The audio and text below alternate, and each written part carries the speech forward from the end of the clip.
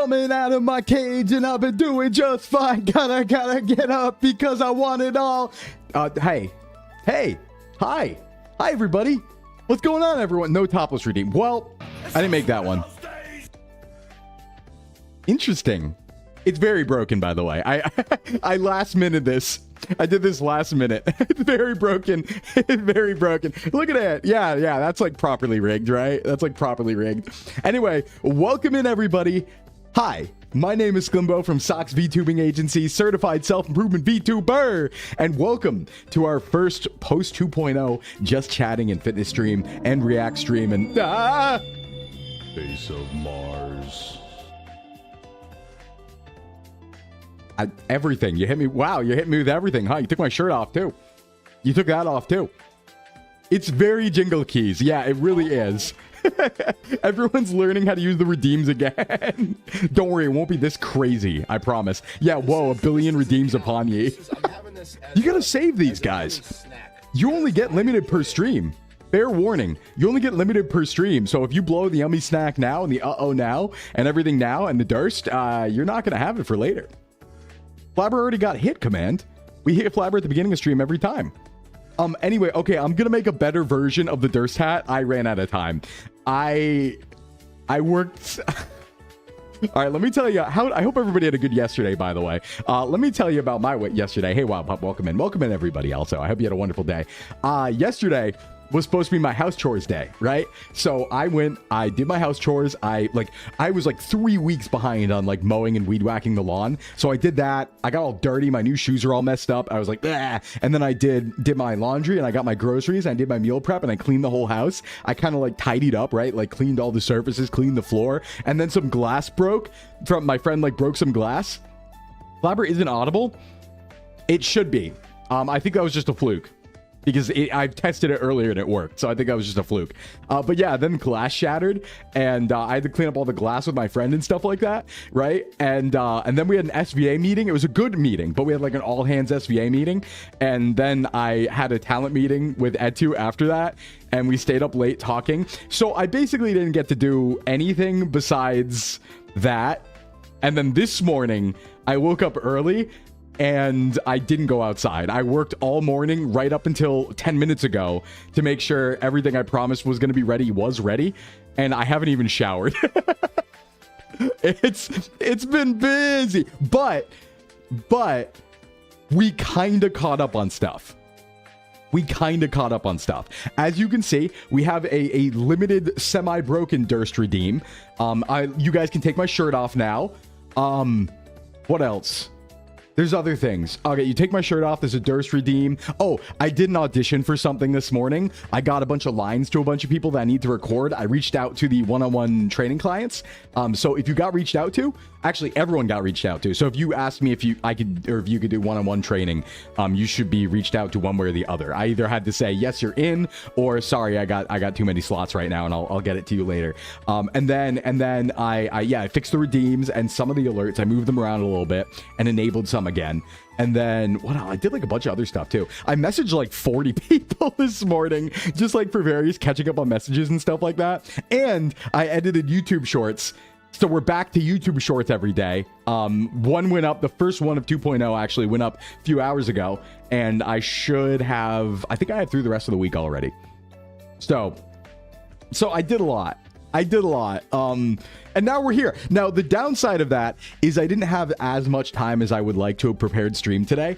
We still got a lot to do, obviously. We have our questions. We have our just chatting. I have a few reacts in the new React channel and Discord up. I have, obviously, our Scrandle and GeoGuessr, Fruit Guesser stuff. I have all that for normally Thursday stuff, but, like, I want to prep more. You know, the big thing with 2.0 is me saying, like, I want to prep more before every stream, so every stream's like an incredible show.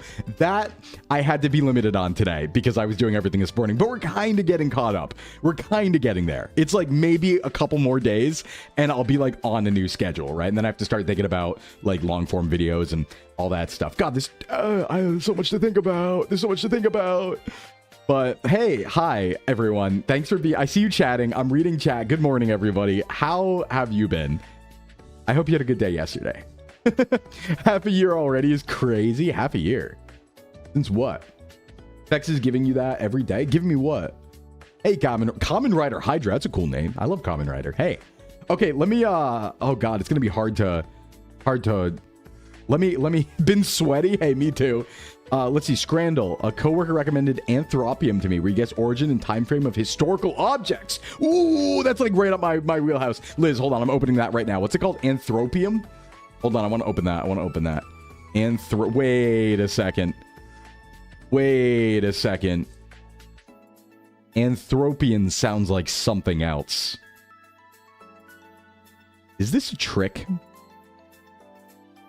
That word means something else. I feel like this is a scam.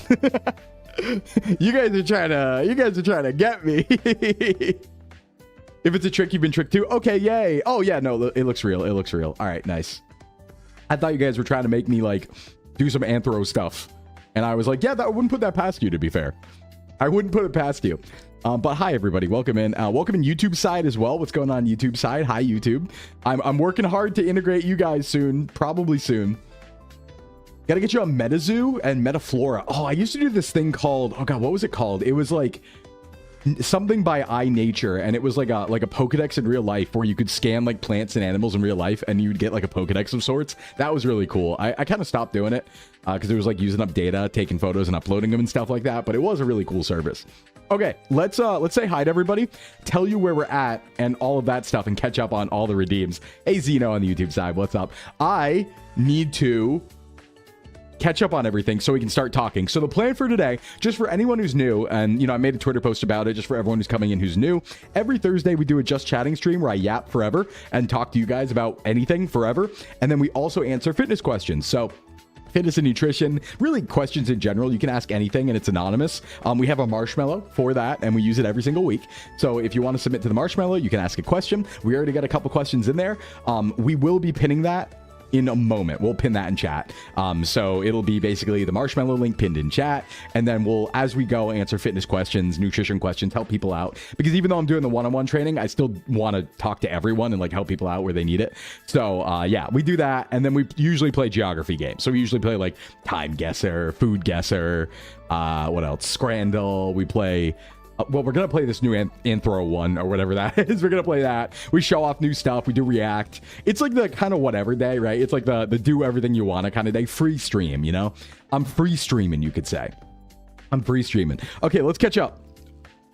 Also, thank you for the hype train pre-stream. That's a little wacky doodle. Thank you for the sub off-stream. These are off-stream subs. Thank you for the sub Wolfram. Thank you for the resub Varn. Thank you for the sub Fleffel, the resub, the 9 months on both of you. And that started a little hype train, so thank you for that.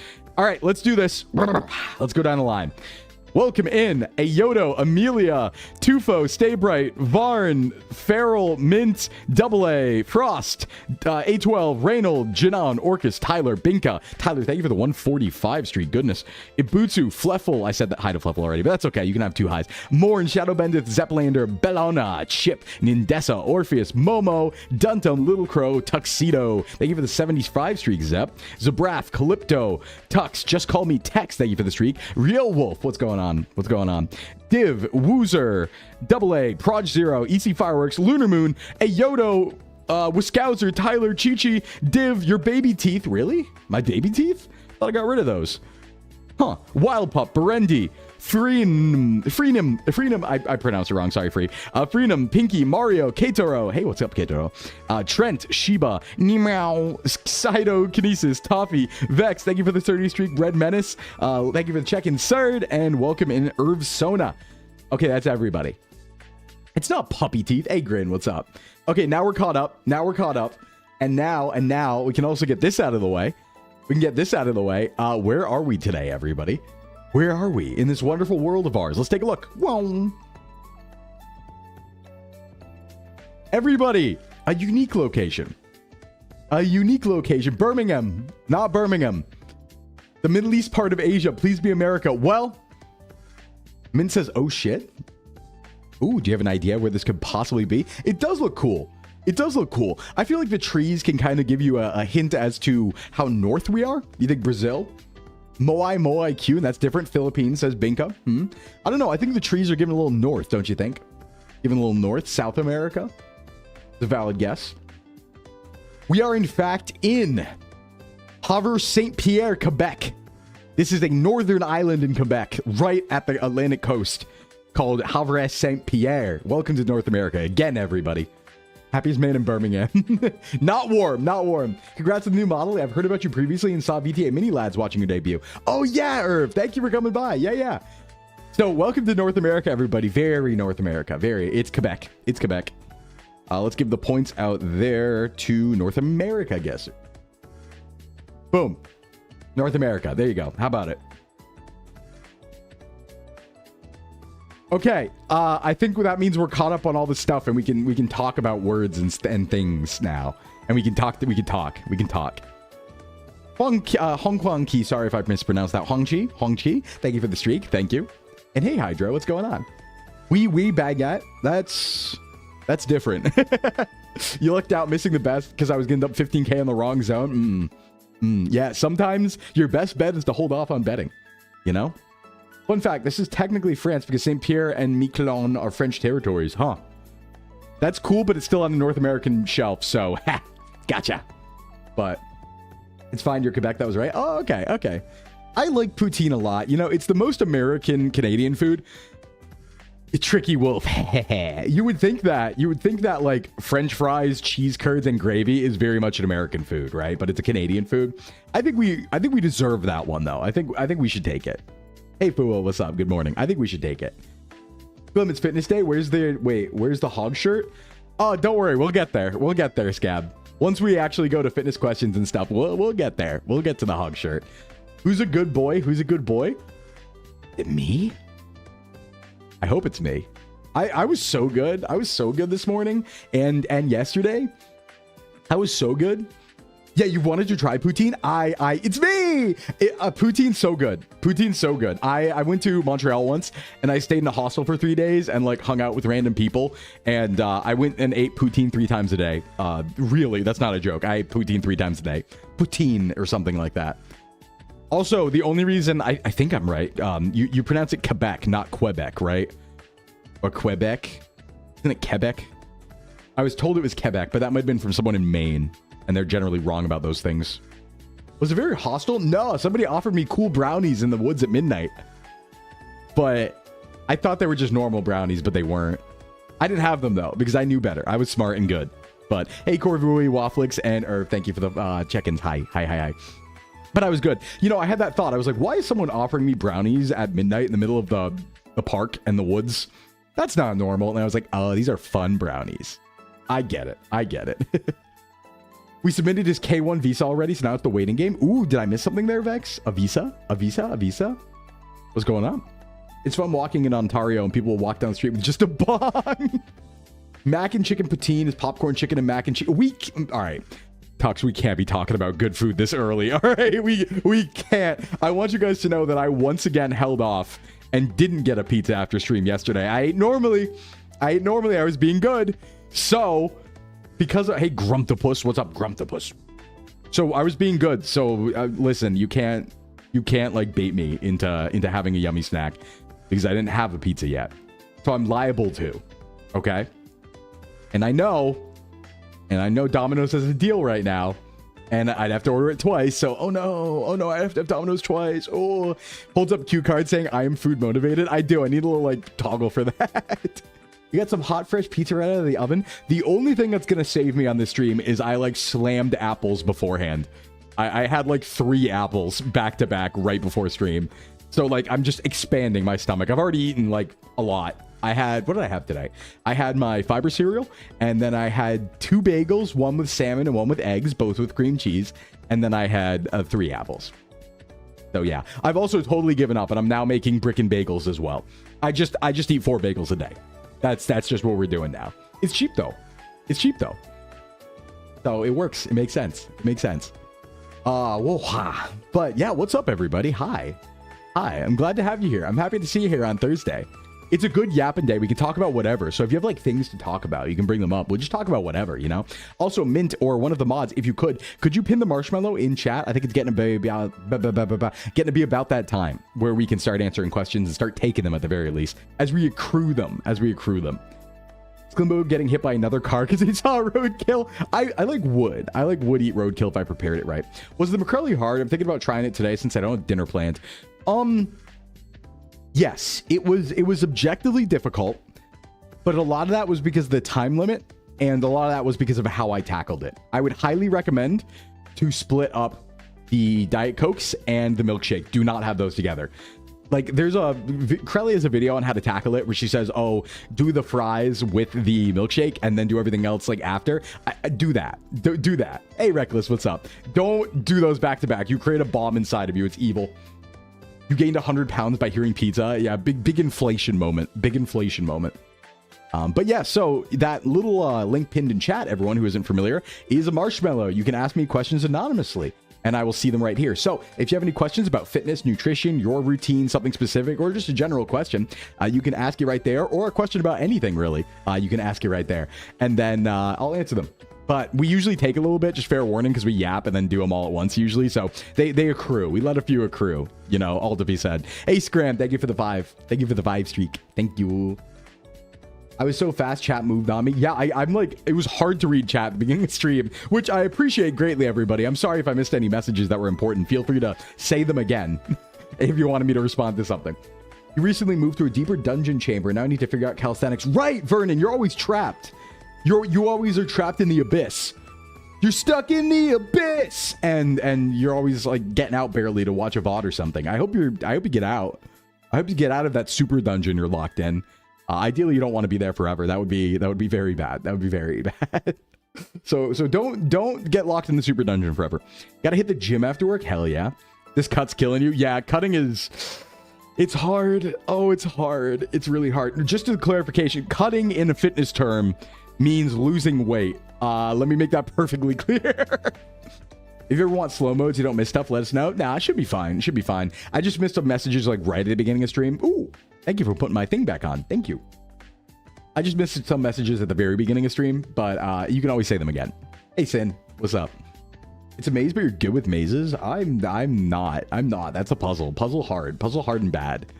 Hard and bad and stuff like that. Yeah, but I will be making the toggles probably after stream or tomorrow to let you guys do the hog shirt and stuff, but we'll turn it on when we get to the fitness section of the stream too. We'll turn it on then as well, also, because haha, fitness. Hey, Pigeon, what's up? What's happening? Oh, man. But yeah, I didn't do too much this morning. I didn't go outside, so all I did was eat and work. So I don't have any cool outside stories to tell you about. I also didn't go outside after stream on... Wait, I went outside yesterday morning, didn't I? Yeah, I did. I went in the woods yesterday morning. I totally ruined my shoes. Donathon Gold chat submitted puzzle stream. Oh, no. My phone originally autocorrected Sklim's name to Shlomo. Yeah, I'm not. That's not my name. That's not my name. Nothing to share except that I made yummy quesadillas. Can I have some? Can you fax them to me? Can I have some? I do yearn for grass. Well, very much so. My shoes in particular. So, why do they make white shoes? Just a question. Just a thought. Why do they make white shoes? Because, like, all right. What? Unless it's a fashion statement, why would you ever make white shoes? Because if you ever use them, they get dirty. It doesn't make sense to me, right? Fashion flex. Okay, so like, I can understand it from a fashion perspective. Let me ask you this one. Why are running shoes white? I get if they're designer shoes, right? And you're using them only for fancy events inside. Why would running sneakers ever be white? I don't get it. That makes no sense. Like from a logistic, reasonable standpoint, they're running shoes. They're meant for running, to reflect how you feel while doing cardio, showing off the mud. Well, so here's the problem I ran into. I got the new shoes right before Offkai, my new Hokas, and I mowed yesterday. So now they're green, and they're probably gonna be green forever now. And it's like, cool. And guess what? You want to know why I had to get white shoes? Because they didn't have any other colors. That's why. How beneficial is taking a one-day multivitamin? Very. If you get a good high-quality multivitamin, please do that. They're really good, and they'll help you cover gaps, so please do that. Fitness virtual signaling. I feel like so many... It's not even virtual... Words? It's not even virtue signaling. I just think, like, there's a lot of things like that are like, this only works for people who don't do the thing that they're meant for.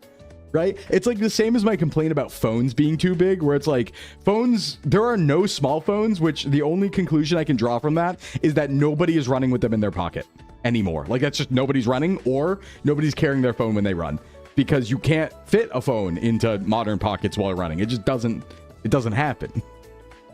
Having white shoes you turn green through your own efforts is fashion. It's my sort of fashion. I just look kind of dirty though. I don't like that. Hey, what's up, Keith? I don't understand how they keep it clean, but I have a lot of friends who use white shoes for everything. I just don't think they go outside a lot. And I don't mean that as a dig. I think there's a lot of clothing choices and shoe choices and fashion choices that mean like you don't go running around in the wood, right? Or you wash your shoes, I guess. I think you could put them in the washing machine. Weren't Jordans meant to be affordable athletic shoes when they started? Maybe. I don't know much about shoes. I just get running ones. I don't know much about them though. Get you a Z Flip. It's like a Game Boy Advance phone. Wait, what?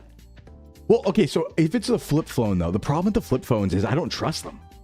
So the thing about it is I've had this phone conversation many times on stream, but I guess we can have it again for everyone here who's new and stuff like that.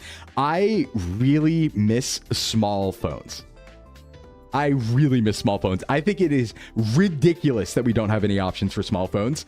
And I really want to stress this, okay? There are no options for small phones. No major company makes a phone under 6 inches anymore. Zero. Absolutely zero. There are some like 2-3-year-old like, you know, companies that you wouldn't necessarily trust phones, but zero. You'd think in a market like phones, there'd be some variability, but there's not. Zero. And so like you can't, I have tiny hands, you guys. I have tiny Burger King commercial hands. I can't fit around these phones. They're huge. And I can't fit them in my pockets because when I'm running with my shorts, they don't fit. I want a small phone. It makes me angry because it's like, does nobody want to go outside with a phone? I don't know. I don't get it. I don't get it. It's like it's only meant to be carried in like backpacks or purses or something. They keep making them bigger. Tiny hand team. As a Z Fold haver, I love my folding phone. Well, I think the problem for me with the folding phone is the folding phone doesn't solve the problem, because the problem for me is ruggedability, right? Ruggedability, which is my phone needs to be able to survive being dropped and being out in the woods constantly in my pocket, bouncing around.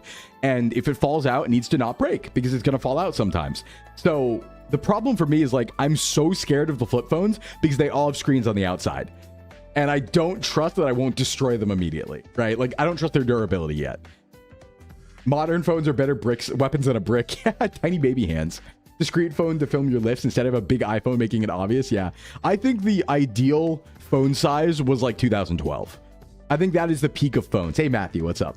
I think 2012 is probably around the peak of phones because that's when they still had like modern capabilities, right? Like you could use GPS. They were big enough to go on the internet, fast enough to go on the internet and watch videos, but they were small enough to still actually fit in your hand. So I think that was like peak design probably, is like around smartphones around 2011 to 14 maybe. Those things, right? You miss your side slide LG? Yeah. The indestructible Nokia. All that stuff's really good. Even the small phones aren't small enough. Yeah, 4.5 is great. I like 4.5, like the original iPhone size and stuff like that. My favorite phone of all time was a Droid Aris. It was like a really HTC Droid Aris is my favorite of all time. I think that was a 3-inch screen. I'm not a media consumer. You know, like if I'm at home, I'm going to use my computer to watch media and like my monitors. But if I'm outside, I'm going to be doing stuff and not looking at my phone. So I don't need it, you know? Hey, Z, what's up? You wanted the phone Cat Construction came out with? Yeah. Cat makes good phones. They're just very underpowered. Like the problem is all the phones that do exist, like small flip phones and stuff, are just very underpowered now because they don't make modern ones. So it's kind of like a, oh shit, like I need modern amenities, but I don't want it to be super big, you know? That sort of thing. Hey, what's up, Raiders? Welcome in. Hey, Gene, what's going on? We're talking about phone sizes and tiny baby hands. Welcome in, Raiders. Hi, my name is Sclimbo from Sox VTubing Agency, certified self-improvement VTuber. And today we're doing our fitness and just chatting talks. We're chatting about whatever, and we're answering fitness and nutrition questions because that's my job. Hi, welcome in, everyone. Gene, what were you up to? Hey, Gibbets, welcome in, and Chaos, welcome in. What were you up to today? I know you're still on your 7th-on, right, Gene? You're still on your big one. I saw you make a post yesterday about 18 hours left or something. Something like that. Hey, Gibbets, what's going on? And welcome in, Raiders. Hi. We're talking about phone sizes. We're complaining. I'm complaining. I'm venting a little bit. I deserve it, though. Hey, Halo, welcome. Singing and playing Power World, and yes, we're on 15 hours, taking my midday break, then another 4. Damn! Keep going. That's a good subathon right there. Good work, Gene. Good work. Good work. And yeah, Power World, I've like gotten really close to rekindling my addiction. Because before Offkai, we were playing on the SVA server and I fell off because I got busy. But like I did get on for a little bit a couple nights ago, and now I'm like, okay. I might play tonight. If I catch up on everything, I might play tonight. That might be what I do. Because remember, no D&D tonight or Draw Steel, TTRPG, because I did it on Monday. Haha. There's apparently a bunch of 3-inch phones, but it feels like it's too small. There aren't, though, Aono. That's the trick. Like, there are no, unless they came out with 6 of them in the last 6 months, there are no true small phones that have modern capabilities. There are flip phones that are bad and don't do anything, but like you could make a phone, theoretically, that's like 4 inches and still has like a modern CPU. Like, you could do that. Start a hardcore world, and if I die, delete the world and pals die. Oh, it's like Minecraft hardcore. You seem high energy, brings my energy up too. Hey, Aka. Yeah, that's kind of what we do here. We just like scream. We stream and scream, as we say. Also, I do see all those marshmallows coming in, everybody. Don't worry. We will get to them. We will get to them. That's what a little bit later is for. We usually just yap for as long as we want, and then we answer them all. And of course, if you do have to go and your question doesn't get gotten to yet, the VOD will always be there for you. And I am sorry about that, but I like to yap a little bit first. But Annie, welcome in. Yeah, so sorry if I don't get to them in time, if you gotta go or something, but we will get to them all. God, thanks for the follow. My coworker has a small 3x3 square phone. I don't understand why he got it. What is it? What brand? Stream, scream, and devour KFC bucket worth of cream. I'm a known cream freak. I am a known cream freak. The Mind One? What is the Mind One? I've never even heard of that, and I've been paying attention to this. Hold on. Mind One phone. What? Mind One phone. I am on record as a cream freak. Meet Wind. It's an AI smartphone? What?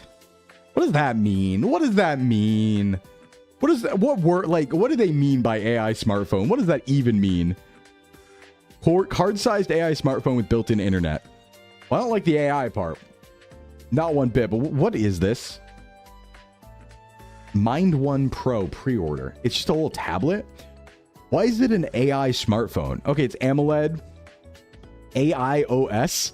Wait, did they make the OS with AI? Oh no! Just use Android, man! What are you doing? It is free internet worldwide for connecting to ChatGPT. Ah. Coded. Wait, did they vibe code the phone? It says AIOS. It says AIOS. I'm going to assume that means that. Probably some shitty chatbot you can disable. Yeah. 90 hertz. It is very thin. You know what the problem is? They seem to have this issue where they forgot that wideness is a problem. This is another complaint. Like, I remember this with one of the iPhones. Like, okay, my biggest example of this that I want to complain a little bit about, bear with me, is the iPhone Air that they came out with, where they were like, we're finally making a small phone, the iPhone Air, and then the width and height were the same. It was just thinner. And I was screaming. I was like, that's not the problem. The girth isn't the problem. It's the width. Why would you make it thin but still wide and tall? It doesn't make sense. Hey, Rudrick, thanks for the follow. Your name's funny. Thank you. Hey, what's up, Con? What's going on? Daily fitness time. Yeah, it really is. I do know about the Unihertz Jelly Max, but again, it's like too thick. It's very thick, the Unihertz Jelly. It's also not modern. You know, it's very weak. So, hey, Blue Elf, thanks for the follow. It's just like, what are we doing? I also have an iPhone 15, but I'm not happy about how big it is, you know? Probably because pockets. But like, it'd fit in a pocket better if it was smaller. I want a thin, small, modern phone, but it doesn't even have to be that modern. It just has to not be 5 years out of date, you know? Just like the iPhone minis, right? That's fine. They stopped making them because nobody bought them. Apparently nobody wants a small phone. But the iPhone minis were fine. Those were great. I like those. Big fan of dumb phones. Listen, I'll tell you right now, if I wasn't a streamer, if I wasn't a content creator, I would have a dumb phone. I would not use social media. I'd have GPS, YouTube music, and that's it. Not too much chilling and relaxing Power World. Loving the new forum. Thanks, yo. I hope you're doing good too, Con. I hope you're doing good. And thank you. New forum is a lot of fun. Hey, what's up, Bogo? What's happening? You want your little touchscreen square phone back? Yeah, let me show you. I'm going to show you. I keep bringing it up. I'm going to show you the real cool person phone. Hold on. I'll show you what I'm talking about. This was a 2009 phone. This is what I want to see. This is the optimal sizing. You might not like it, but this is what peak size looks like. You might, wait, that's not what I want. You might not like it, but this is what peak size looks like. Okay? This right here. This is peak size. This is what it's all about. I want you to understand. Fellow YouTube music user, I mean, if you like anime stuff, it's like better. So, I'm doing good, Bogo. Hope you're doing good as well. Hate this stuff does bad when you upload from browser. Yeah. They got to bring them back. This is what we're talking about. That is the size I want. Fit in one of my tiny hands. Hey, Bogo, thanks for the 140 streak. This is what we're talking about. Bada boom, bada bing. And it can be a little bigger than this, but like this is just like, you know, this is a good one. I miss this era. Yeah, I do, Binka. I really do. I used to have one of these. My love. You like the Samsung Envy? Oh, I think that's a good one too. Hold on, let me find the Samsung Envy. I think I've seen that one. Hold on. Let me pull that up. Samsung Envy. Oh, whoa. The LG Envy, you mean? The flip phone version? Oh, I know. Yeah, this one right here. Hold on, this kind of rocks. Wait, this kind of rocks. Yeah, that also kind of rocks. A phone that could take a bullet for me. And I wanted to, you know? I wanted to. Oh, yeah, most people's hands are bigger than mine. I have, like, very silly hands. I have to wear women's small gloves. But it's like, it's not, like, too disproportional that it looks weird until I bring it up. But it is funny. Samsung Alias, it was the pinnacle of flip phones. Yeah, flip phones. I had, like, very generic flip phones. I guess I did have a Crazer.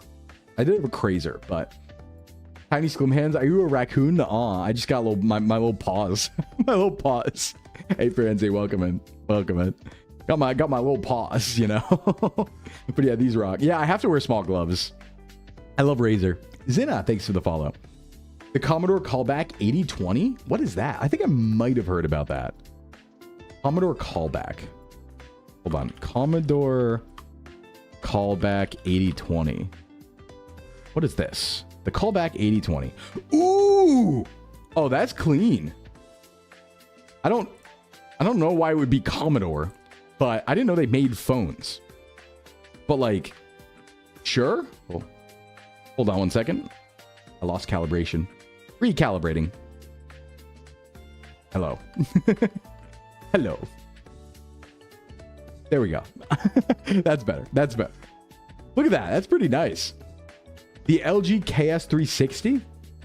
That phone is $400. Well, that's a problem with a lot of the flip phones and like the dumb phones, right? Like when they make those minimalist phones and they're $400. You know, minimalism is about price efficiency too, guys. Just want to put that out there. You know, see-through shell is 10 out of 10. It is very retro cool. I mean, I would go for something like this if it was modern. Like if I could do, I guess I don't really need to play games on my phone. You got games on your phone, but if I could do Twitter, if I could do YouTube, like music, and I could do maps, that would probably be all I need. We do need translucent covers. They're very nice. It's like a third of flagship phone prices. Yeah, I mean, there's a lot of, like, I don't spend more than $400 on a phone. I always, like, I buy used. Or I buy, like, mid-range. Because I don't need that much, you know? It blocks those apps by default. Oh, yeah, it's one of the minimalism phones when I think minimalism means blocking apps. And it's like, yeah, true, but it could also just be, like, small. Yeah, 400's decent mid-range. As long as it can run Balatro, you'll be fine. Yeah, and then dumb phone batteries last 200 hours on charge. We definitely lost something there, right? That's the thing is, like, I think for the purposes of a phone, when you're out and about, like, modern phones kind of fail in a lot of ways. Like, battery did not used to be an issue, right? You could have a battery last for, like, 5 days. Can't stand all the bloat on newer phones. Replace my old phone, only paid, like, $100. Yeah, that's what I would do if I didn't need... Honestly, I wouldn't be spending so much on phones if I didn't need it for V-Bridger tracking and stuff like that. So I can look like this. We did lose a ton though. It's a different world. Battery consumption and constantly power the CPU. Well,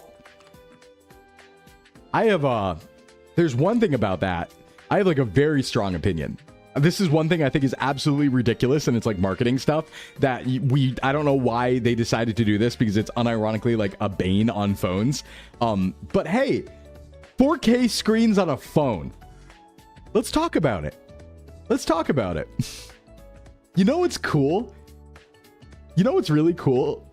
You know, like, to see the difference between 4K and like 1080p and like 1440p, you have to be like so far away from the screen. You know, there's like different distances where you can actually even make out those pixels. Yeah, you don't need 4K on a phone screen that's 6 inches. You don't need that. HD is all we need. You won't notice the difference, I promise. Brightness matters, but unless you're sticking it to your eyeball, you won't be able to tell the difference. But you know what you will be able to tell the difference in? Battery consumption, because a 4K screen takes obviously more energy to use. So we've actually, because of marketing, made phones last less long for no reason. Purely because of marketing. Because people are like, oh, dude, screen resolution, big. And it's like, no, that... we absolutely lost the plot there. No, it's not even it's not even a your eyes can only see 30 FPS thing. Like, obviously people have done tests. You can see 120 FPS, you can see 144 FPS and beyond and stuff like that if you're really cracked. But like you actually can't see differences in screen resolutions at certain distances, right? Like 4K has an application if the screen is big enough and if you're close enough to it. So does 1440p. So does 1080. But for a phone size, probably not. Probably not. So that's the thing, is like we are actively, we've made phones worse by pushing for higher screen resolutions. Like an optimal phone would be like 1080p and be very bright but last longer because of it. Because you wouldn't need that CPU power or GPU power to power a high resolution screen. So you could use it for actual applications. That would be optimal. You don't own a monitor big enough for 4K? Yeah, that's another thing, is like monitors, actually. There's a certain distance from your PC monitor where 1440 versus 4K doesn't really matter. In fact, I think 1440 might be like kind of one of the high ends right now of like at the distance you'd regularly sit from your computer, like if it would actually matter, you know? Back from Yoga, who won? North America did that. We were in Quebec. Yeah, and overheating and stuff, frame rate and resolution. Yeah, I mean, like, it's cool. You can at least see that, but like, you don't probably... I guess you can't really make an argument for it, though. It's like, yeah, it's nice to see 120 FPS on a phone screen. You don't need it. We're in Quebec. We were in Havre Saint Pierre Island or something like that. So there are even bigger ones. The Big Battery Tank 3 Pro is a 23,000 milliamp. It's more than most power banks. I have seen those, yeah. They're like super huge and they last forever. But even then, we could optimize better, you know? Like, we could optimize phones for like performance and for longevity by not making it 4K and 120 FPS screen, right? Your monitor's 1360. I would like higher purely for better screenshots. Yeah, I think like this at the distances you mostly sit at, 1440p is a good argument. Like, you can see the difference for sure. Hey Connor, what's up? Handsome Wolfman. Oh, thank you. Hey, thank you. Hey Connor, what's happening? How you doing? How you doing? Really like your 32 1440. Yeah, 32 inches 1440 is like a very good one. I think I only have a 24 1080, but I also sit not too far from it, so it kind of like works. But I would see the difference for 1440. I just don't feel the need. Hey, thanks for the hydrate, Kimi. Thank you. Let me drink. But how would they get us to buy new phones? Think of the shareholders. Yeah, actually. In fact, there's a lot of, like, if you get in the tech side of things, there's a lot of YouTube videos that compare the last 3 years of iPhone Pros, and you quickly realize there is no difference, significant difference at all. They just, like, add another buzzword that you don't use, right? And then it's like, no, you could just buy an old one for a third of the price, actually. We should be able to switch between performance power without going all the way to battery saver. Yeah, I agree. It would be nice if phones had the level of, like power consumption options that laptops have. You can have like different profiles and stuff. That would be cool. That would be cool. Innovation. Yeah, we added another camera and it's almost like you can't notice the difference because it was already really good, you know? You have a 4K 60 Hz and a 1440 165 and the 4K became your secondary. Yeah, that happens. That happens. Hey mama, thanks for the follow. Welcome. I also was not the big iPhone. Like, I never used an iPhone. I only use it now for VTube Studio.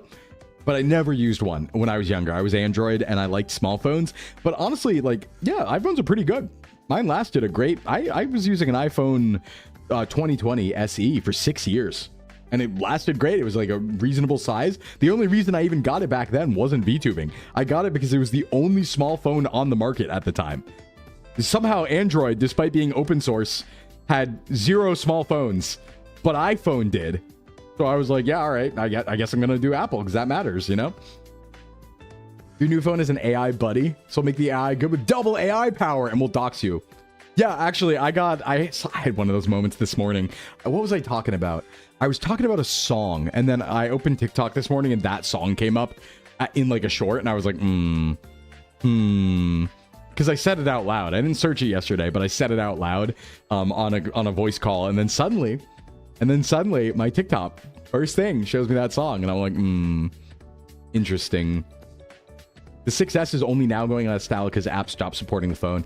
Yeah, I mean, the thing was, there was like a minimalist angle to me getting a newer iPhone because here's my situation, right? Minimalism means having as few devices as possible, I believe, even if that means a more modern device. My problem was my old iPhone, while it was still going strong, was still using a lightning cable.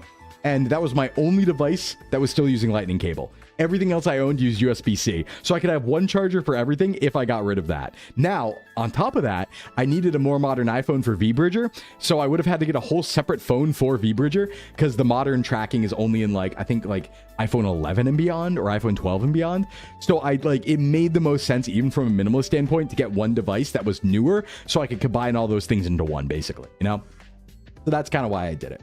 But otherwise, I would have still been using my old phone. It was still fine. The battery was going, but I was so sad when I had to say goodbye to my old lightning cable with wires sticking out. It served you well. Yeah, it does. I get attached to technology. I do. I get attached to tech and stuff like that. I feel like, you know when you make relationships with your tech and you feel nostalgic for it and stuff. I did manage to break that.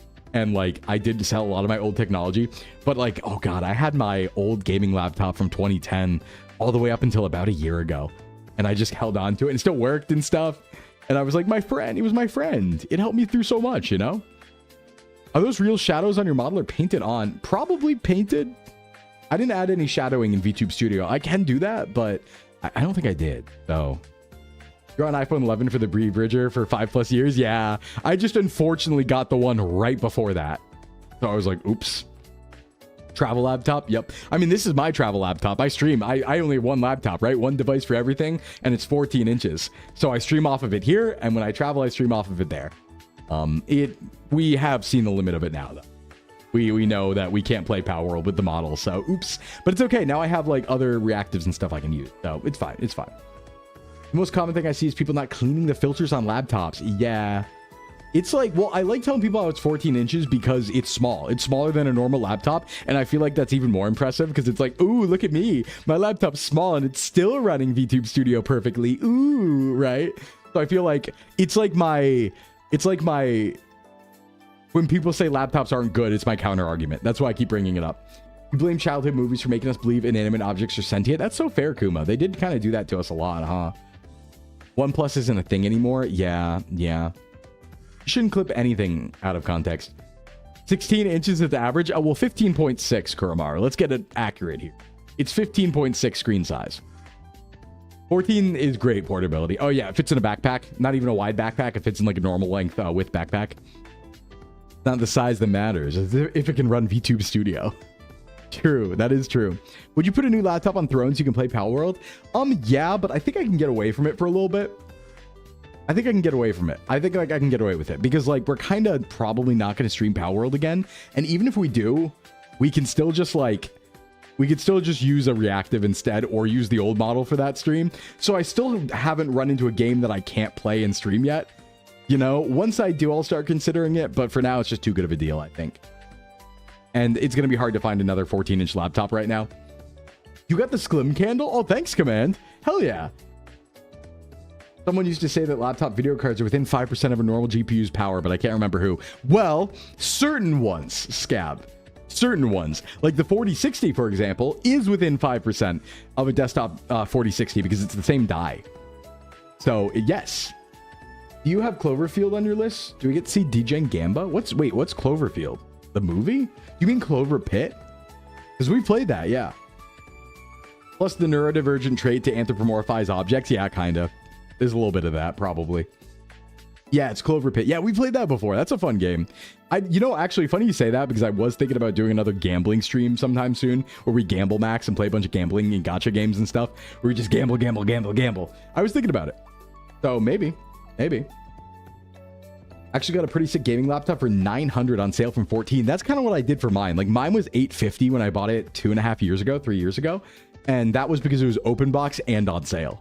So I don't know. I don't know if I'm going to get a deal that good though, because it's a 4060. So like the best I'm going to get is like maybe a 5070 in a 14-inch laptop, but that's going to be like $1 million.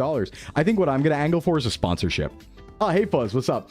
Took some adjustment, but the model's insanely cool. Gives your delivery of your idea so much nuance. Very impressed. Thank you. Yeah, I'm happy. You guys can finally see my true self, you know, my true yap ability and stuff. So, and I'm going to keep working on things. I'm going to keep working on like eyes, because I know I need to work on the eye parameters a little bit and more mouth parameters and stuff. So yeah, I want a Razer laptop sponsorship. I really do. This is a bad idea. But do you know about I think was it Razer or ROG, the 13-inch gaming laptop, the one that's really small? I bought that once and then returned it. But I did experiment with it, the 13-inch one. I was like, the Razer Blade, yeah. Listen, if I could get the Razer laptop sponsorship, I'd be like, guys, listen, if you send me a laptop, I want you to know I will shill it for 5 years. Like I will make videos, I'll shill it for 5 years. That'll save my butt. I'll be like, this is my primary laptop, you know? I will. I haven't had I haven't had a Razer laptop though. I did like buy them and then test them out and return them within a month at Best Buy, but I didn't keep it. So I don't know. Crazy catching up on old VODs and seeing you stream now. Yeah, things change, you know? But if you close your eyes, we've been getting a lot of videos like that from the fan art. It's actually really good. They might considering their own stream elements. That is a good point, Polly. And I mean, we did a Razer mic sponsorship, so maybe we could convince them. Maybe we could point our fingers together and be like, guys, maybe. Oh, I did want to go over something. Hold on, I just had a little bit of jitter. Let me recalibrate a bit. That's one thing I'm noticing is I have to like recalibrate now. I didn't really have to do that before, but now I do. Hold on. Let me lock in. I love when the recalibration just makes me look at you fast, where I'm like, Okay. That's better. Hey, Retro. New model of Wooga? Yeah. Intel NUC laptop has been serving you well the past year. Kind of sad they stopped making them. Yeah, that was was that the really cool GPU? No, that was the ARC. Hit them with your best uwu. I'm good. You don't get those for free. Lurk and vibe, fun hearing the topic. Yeah, Manic, thanks for the lurkies. Thank you. And hey, White Chocolate, welcome. You can hypothetically put a word in, but you will curse every day you have to use a Razer laptop. I don't know. I have high tech mana. I'm sure nothing bad will happen. I have pretty high tech mana. Oh, not US. I mean Razer. Oh, okay. Speaking of the new model and names and stuff, there's something I want to go over. Tai, thanks for the 110. Hold on. Let me go over here for a sec.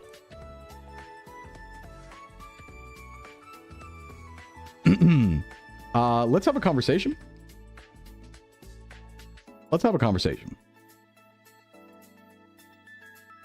All right, everybody. We need to go over proper names. Now that I've evolved. So, obviously, I've changed. I've evolved. And we're going to get our names straight. So, you are allowed to call me Sclimbo, Sclim, Big Dog, Sclim Nation, Son of Man, Rhode Island's Finest, Sclim Shady. You're not allowed to call me Fred Durst, the USS Saratoga CV3, Pringle, Poison Larry, Bang Shishigami, or RuneScape Blue Dragon level 75 from the Towerly Dungeon. Okay? Just want to clarify the names. Sclimboshi also works. But it is not. No, I'm not Fred Pringle Durst. That's don't forget Bo. Yeah, I know Alfina. Yeah, Bo's also fine. But yeah, just want to clarify. What about Sclimber? That's fine. Yes, Rhode Island's Finest. That is, in fact, a name you can call me. How about Sclimboss? That's good, too. That's fine, too. Any Sclim combination you can call me. Just not Pringle. call me Pringle. I was seeing this trend go around and I was like, yo, I got a good idea. I want to do a stupid version of this. Sclimberton. I do like Sclimberton. That's pretty good too. Springle. All right. All right. What about Redacted? What could that possibly be? The saddest news I heard was they're not making the Nissan Altima anymore. Oh, really? That's like such a iconic car. Rune Sclimmy. Oh yeah, you can call me Rune Sclimmy, Ketero. That's true. A lot of good names here. Hey, Power Guy. Are you powerful? Sounds like it. RIF? What does RIF stand for? Rune Sclimmy. Yeah, Rune Sclimitar. Anything like that works. Can we shorten Big Dog to Big D? No. No. Not that one. Not that one. Reddit is fun? What? What about friend? Yeah. You can say that. You could say that. Sclimmy Turner, sure. The Red Rocket? No, absolutely not. Big D? Nope, not Big D. Sclimbert? That's fine. That's fine. Went to the pound to adopt a big dog, and when they took me to the back, all they had were pictures of you. Yeah, big dog. Big dog. Sir Sclimbo, Rhode Island's finest. Thank you. That's my formal title. Thank you. Just want to, you know, clear that up. Just want to clear that up. Good puppy. Okay, while I might respond to that, that's not my name. And only sometimes. Only if I'm feeling particularly silly, okay? Ideally, I don't respond to that, but I can't stop myself sometimes, so... Oh, we have a lot of questions coming in. We might want to get to this pretty soon. Can I call you Goku? Yes, you can call me Goku. Yeah, you're allowed to call me Goku. The Goku is also fine. Goku's fine too. And Sclimbro, that's good too. That's good too. Why would you respond to that? I wasn't thinking. I wasn't thinking, to be fair. Are all the visible wolf parts the only parts that are wolf? Yeah. Oh, that... Oh! Oh! Oh, that's what you mean, Amelia. I plead the fifth, and I need a lawyer. I need an adult. I need a lawyer. I'm not answering that question. Oh! Nah, I'm good. I'm good. I wasn't... USS Silham boat. Yeah. I wasn't thinking. I just respond to things. I'm like, what is one of those devices called where you like input a function and then they output something? Oh yeah, like a computer. I'm like that. You say words and I read them. You know? What's the BGM from? Reminds me of Flip. It's from Trails of Cold Steel. I believe Trails of Cold Steel 3 is the Just Chatting BGM. I think it's called A Pancake on the Way Home from School. So, I'm not saying that word. Also, we broke chat again because of the...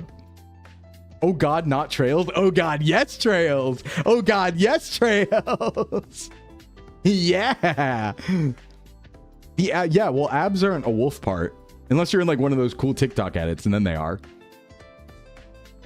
Can't escape it? No, yeah, good. Don't escape it. You should play Trails. Hey, play Trails. Play Falcom's games. Nihon Falcon Corporation. Play their games. They're good. They're good and stuff. They're good and great and happy and exciting. And all of those things and more. Blah, blah, blah. Yeah. Yeah. You should play Nihon Falcom's entire library. You should. You should play every Yeast game. You should play every Trails game. Play Zwei. Play all that stuff.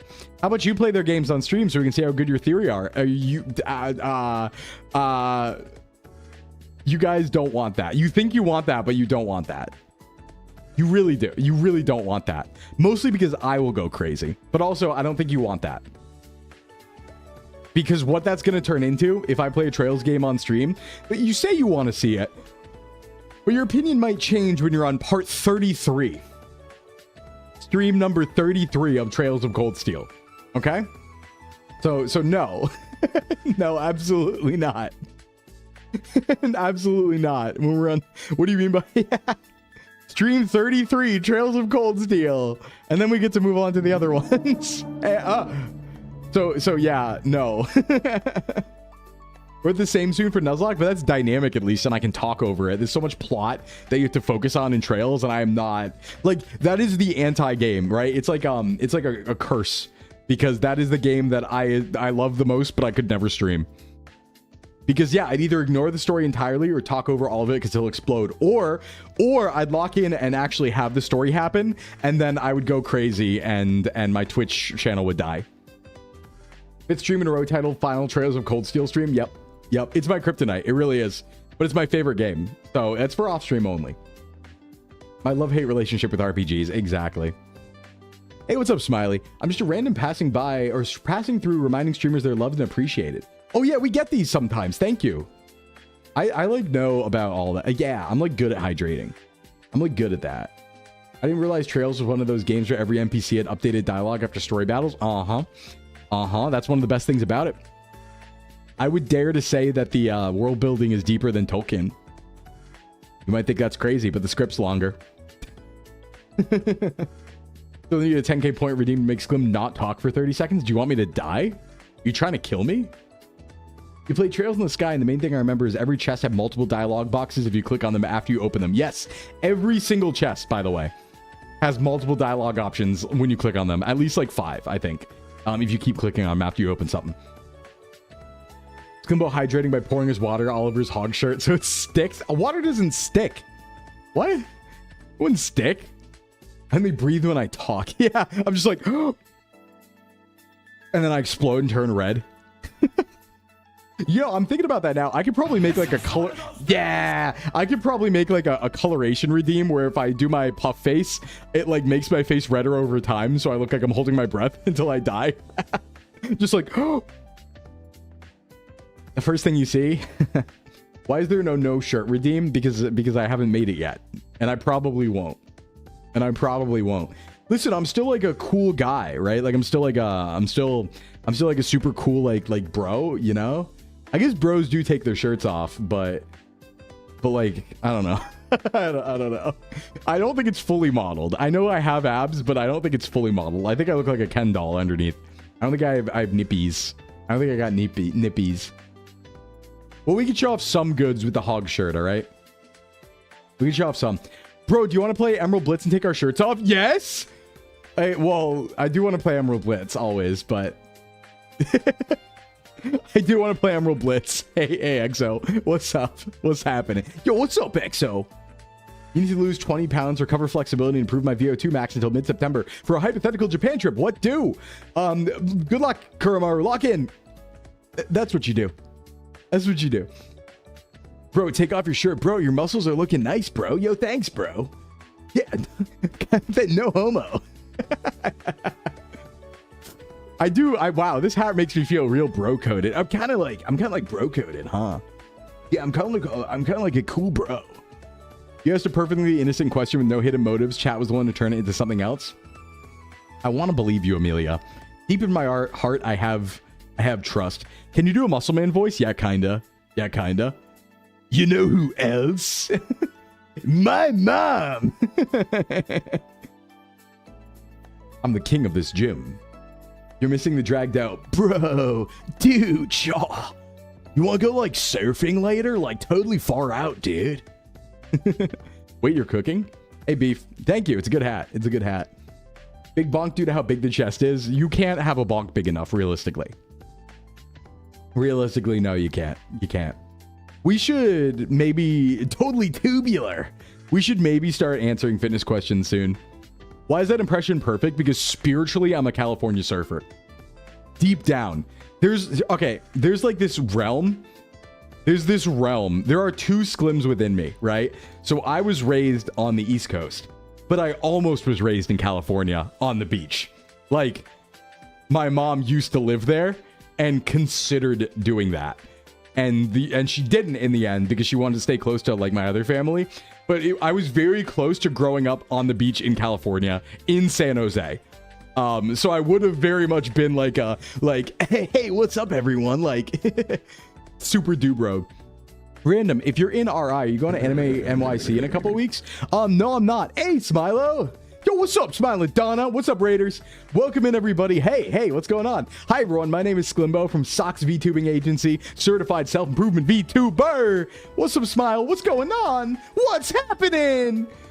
Sorry, ads also just started. I'm sorry if you got hit from ads on the raid in. My ads just turned on for the hour. But we'll go to ads in a little bit. Hey, Smilo, what's going on? How was your stream? What were you up to? Thank you for the raid. And welcome in, everybody. I'm Sclimbo. I'm a self-improvement VTuber. And on Thursdays, we do fitness talk and just chatting. So we're actually accruing fitness questions right now on the marshmallow that's pinned in chat. And we're going to answer them in a little bit. So fitness and nutrition is my job. It's my career. I'm allowed to talk about it. Yay. But we also, yeah. Yo, modded Skyrim? What is it modded with? What do you got? What do you got? What is it modded with? What's up? What you doing in there? What's chilling? Why am I not following you yet, Smilo? I see you on Twitter all the time. And we've like talked before. Hold on, I'm dumb. I just followed you back on Twitch. I was like, I haven't followed you on Twitch yet. What the hell? Wait, ADD did you get on? ADD? What do you mean? What's that? You got so much crap in the game? Night? Face of Mars. The follow-up, Shame. Yeah, to answer the earlier question, you know, I just got back from Offkai, and I'm going to TwitchCon, and I'm going to MagFest as well. And so, like, I actually did get invited to Anime NYC to help out another VTuber agency. They kind of were like, hey, if you want to come help out, like, we can get you a ticket if you want to help out. And I could, but I didn't have a place to stay, and I couldn't afford to. You know, like I would have been down to travel. I could have like taken a train there or something, or flew very quickly, but I didn't have a way, like I didn't have accommodations, and I couldn't really afford paying for accommodations. If it was just the ticket and like if it was just going there and spending the weekend, I would have. But yeah, I'm not gonna make Anime NYC. I don't know, unless something happens last minute, but I'm open to it. I can always pack up and go in 30 minutes if an opportunity presents itself, but right now, no plans. Next up should be TwitchCon, I think. I'm so pissed I didn't get to see it off guy. Hey, Fenari. Yeah, no, I like kind of knew you were there vaguely, but we didn't end up running into each other. I think we probably did, though. Like, I think we passed each other at some point, I'm sure. You know, because I was there the whole time, and I was meeting tons of people, so I'm sure we passed each other. Yeah, I wanted to. It would be fun to go, though. I would be fun to go. So I don't know. If something happens last minute, and I, like, have a place to stay or a floor to sleep on or something, maybe I will. But, yeah. It's crazy you didn't knowing how much I ran into both of you specifically. Yeah, running into EXO is like EXO and I run into each other at conventions literally like every second. It is inevitable. We are attracted to each other. It's like a stand user situation. If you saw a girl with a red balloon, maybe. You pass each other like a stone. Isn't that one song from like Audio Slave? Like a stone? Like a stone. I have this thing where I tell myself every year that next year is the Offkai year. You should go in April. Go in April. You gotta. I think generally I ran into you more than anyone else. Yeah, actually, EXO. We hang a lot. We hang a lot. I think I hugged EXO like at least 12 times during Offkai. Probably. Can sleep on the floor in your hotel room. I'm a really good floor sleeper. That's what I do with conventions. I just get an Airbnb that's already full and say I sleep in the closet or on the floor with my camping pad, and I make it even cheaper for everyone because I split costs with them. It's my efficient way of getting the conventions. Hope you make it back to Offkai again in the future. Yes. Oh yeah.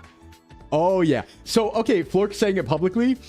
Flork keeps saying, Mint says, Flork keeps saying SVA is doing something cool next Offkai. People should save up now. I can confirm that's true.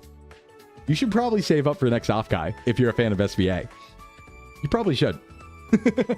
It's also in April. So you should probably save up. Kim Okami, thanks for the follow. Welcome. The closet strat always works. Yeah, I slept in a closet this Offkai for a couple nights. Buying my ticket right now, today. Yeah, you should. Some people have already booked like Airbnbs and stuff like that. 9 months. Well, yeah, no. Offkai costs more than a Japan trip. No, it does. I know. It does. I know.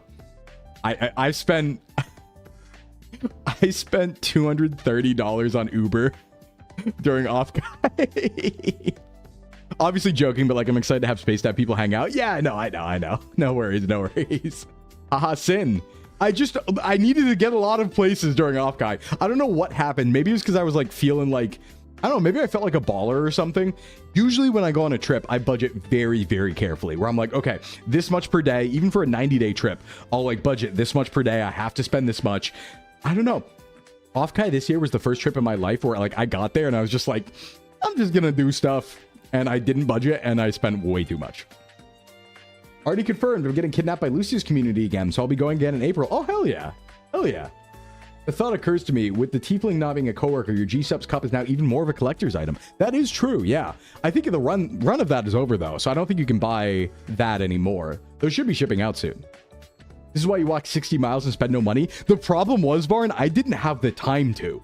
So in a normal circumstance, I would have just taken the transit, like the BART or something everywhere, or I would have drove or like waited for someone and like rode with them. I had to be so many places so fast that I had to Uber. I had no time to not Uber because I had to like Sclimbo everywhere system. There were parties. I was late to my own parties because I was at other parties. It was messed up. Hey, Dowker, what's going on? I was like late to my own party sometimes because I was at other mixers at the time. Like I had to do 3 or 4 things in one night very often. It was like, ah.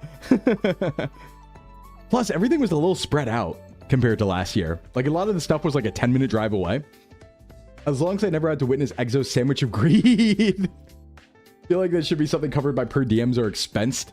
Well, it would be if we were there. But the problem is because SVA wasn't there, this year, that wasn't the case, right? So if SVA goes, then we get that stuff covered. But because SVA did not sponsor the convention and weren't there, it was our choice if we were going or not. It was completely like on the side fun thing, right? So if we're sponsoring a con, then we get some benefits like that, you could say. I won't say the exact benefits, but yeah, you could imagine. You could imagine. There was no party floor, yeah. I'd be down for the Steeds, though. I think so. I think so. Sounds yummy. I mean, like, I'm super game for it, honestly. Kind of a super banger. But yeah, it was a lot of fun. It was so much fun. And honestly, I would love to do a con every month. Like, I would love... When is Anime NYC? Is that this weekend? When is that? Or is it next weekend? Because, like, I would do it. If I could find a way, you'd catch me there, right? Like, I'll sprint there. I want to travel full time. August 20th to 23rd. Okay. Like my plan as a VTuber, which I've outlined a bunch, is like, I want to be a full-time traveling adventure VTuber with my mobile setup. So like, I'll travel constantly. I don't care. And I've limit tested this. I've traveled, and I know I just really want to stress this. Like, I don't get tired of travel. I've traveled for 90 days straight, moving a different place almost every single night.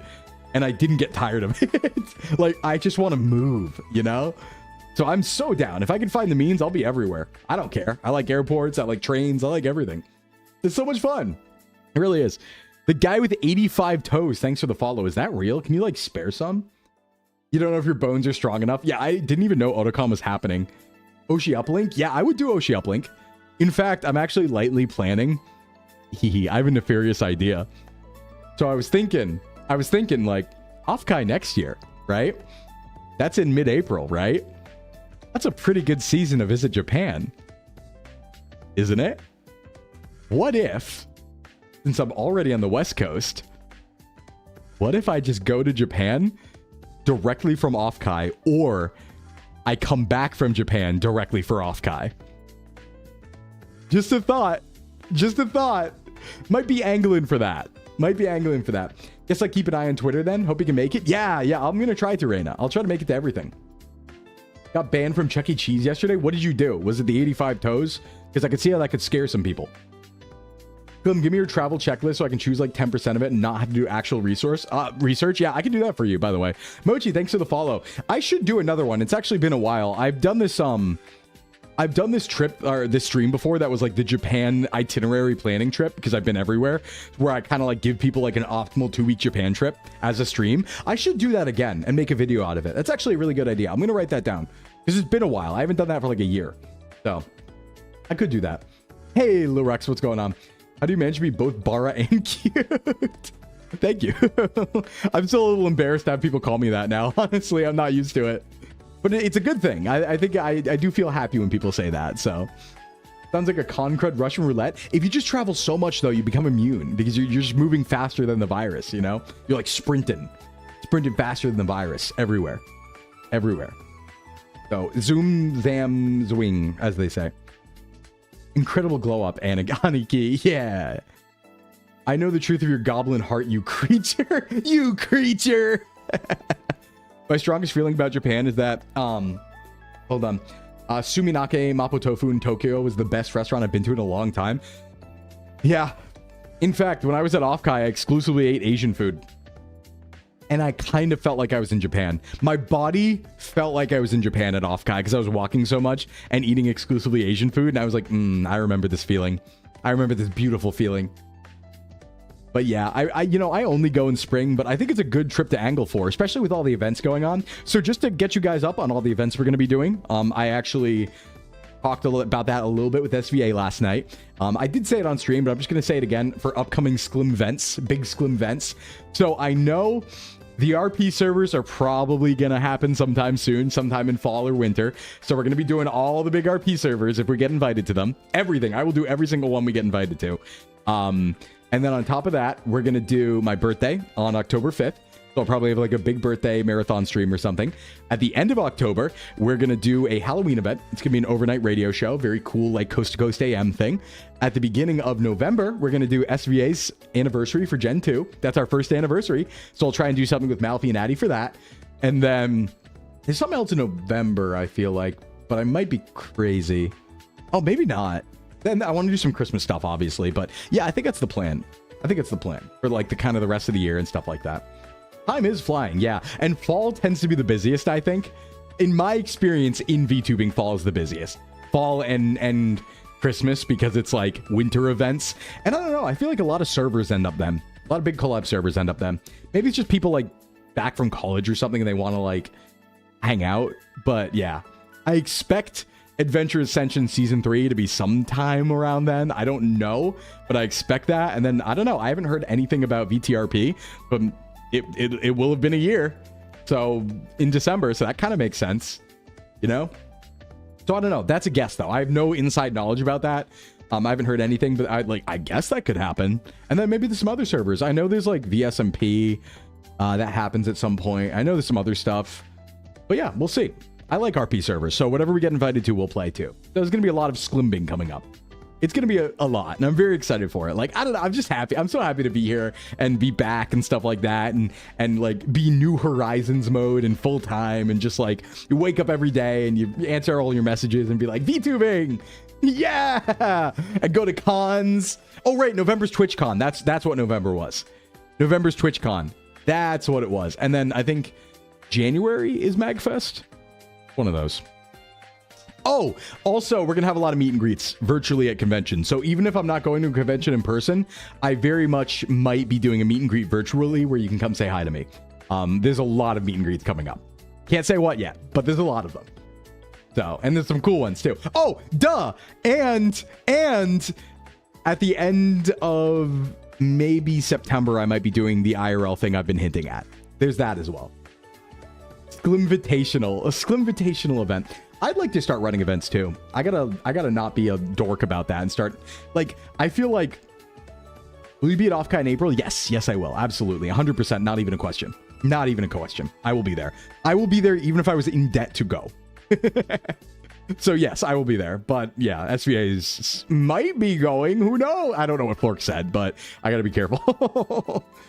Who knows? It's a mystery. It's a mystery. But I need to start hosting my own events. I need to start hosting my own events because I feel like I've been like bumming off everyone else's events, you know, where I've just been accepting collabs and events that other people set up and I haven't done any myself because I've just like had my schedule full with all that stuff. So I need to give back. I need to give back. What kind of event would you like to do? I'd like to do fitness event in 3D in the future, maybe, Chef. I do have an idea of like any VTubers who have like 3D setups and full body tracking. It would be cool to run an event for that. Boy Kisser Pokemon League. Well, maybe not Boy Kisser, but Pokemon League. Yeah, I do want to do like Nuzlocke speed runs and like Nuzlocke challenge events and stuff like that. I want to do big events for that mostly. I have this whole like mysterious idea that maybe going to work on, but I don't know. I'm just so busy right now. That's like way down my list of priorities right now, honestly. Because down the list of priorities is like long, like the list of priorities right now is like beyond all the stuff I just said. It's like, okay, set up long form videos, set up voice training for vocal training for songs and covers, right?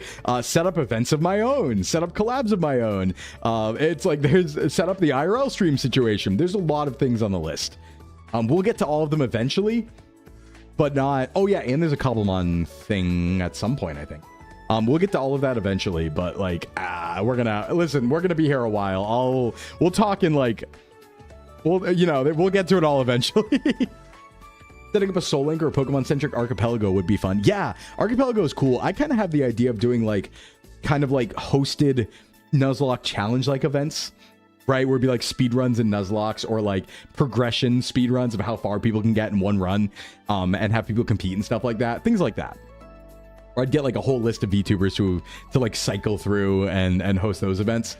But that's all way down the list. There's a lot on that list. First things first is figuring out long form videos. That is my number one priority right now, beyond all like the new redeems and stuff like that and new stream plans.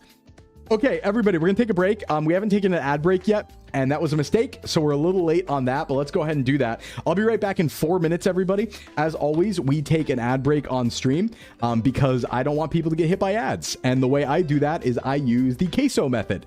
And the queso method is I go to a dedicated ad break so that you don't miss any talking or gameplay.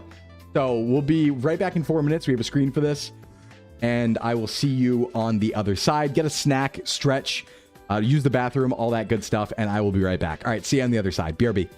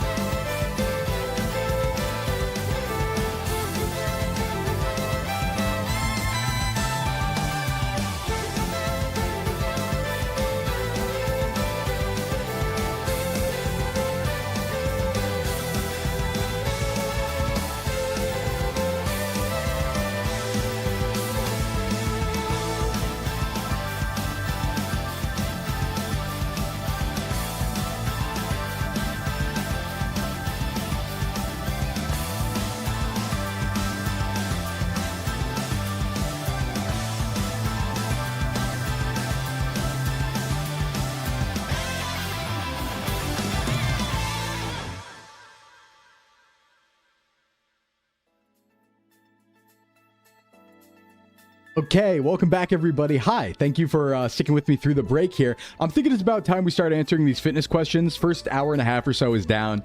We can always go back to yapping if we want to, and we can yap over this. But we got a lot of questions lining up. We got about 13 right now, and we should probably hit them before we have people throwing bricks at us. So let's transition to our new outfit.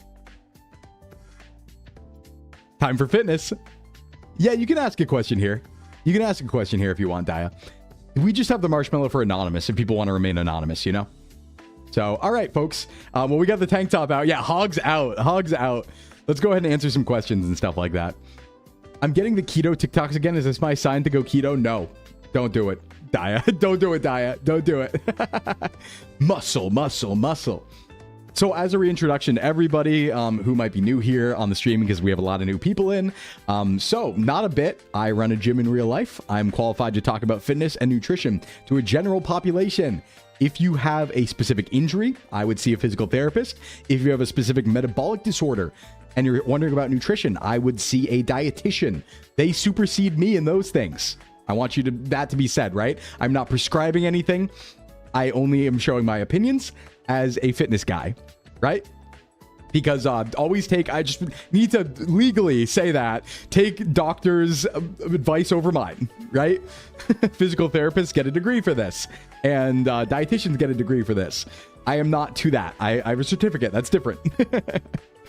But general pop and general fitness, I can help you a little bit. So I feel like you should have a disclaimer. Yeah, I used to have a disclaimer. I probably should make another disclaimer.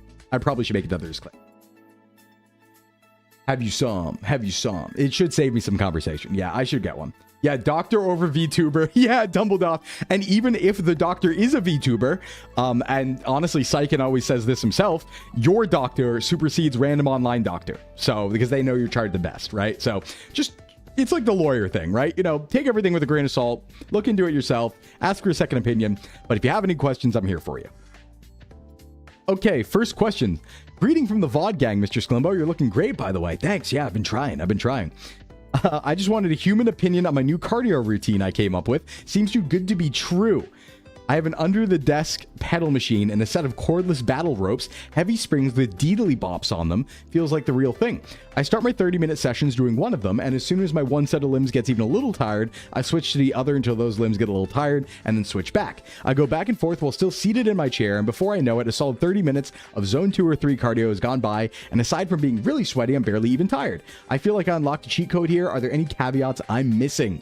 Okay, yeah, actually, great question. So I tend to be not the happiest about underdesk. Wait, is this underdesk treadmill or pedal? Hold on, I misread that.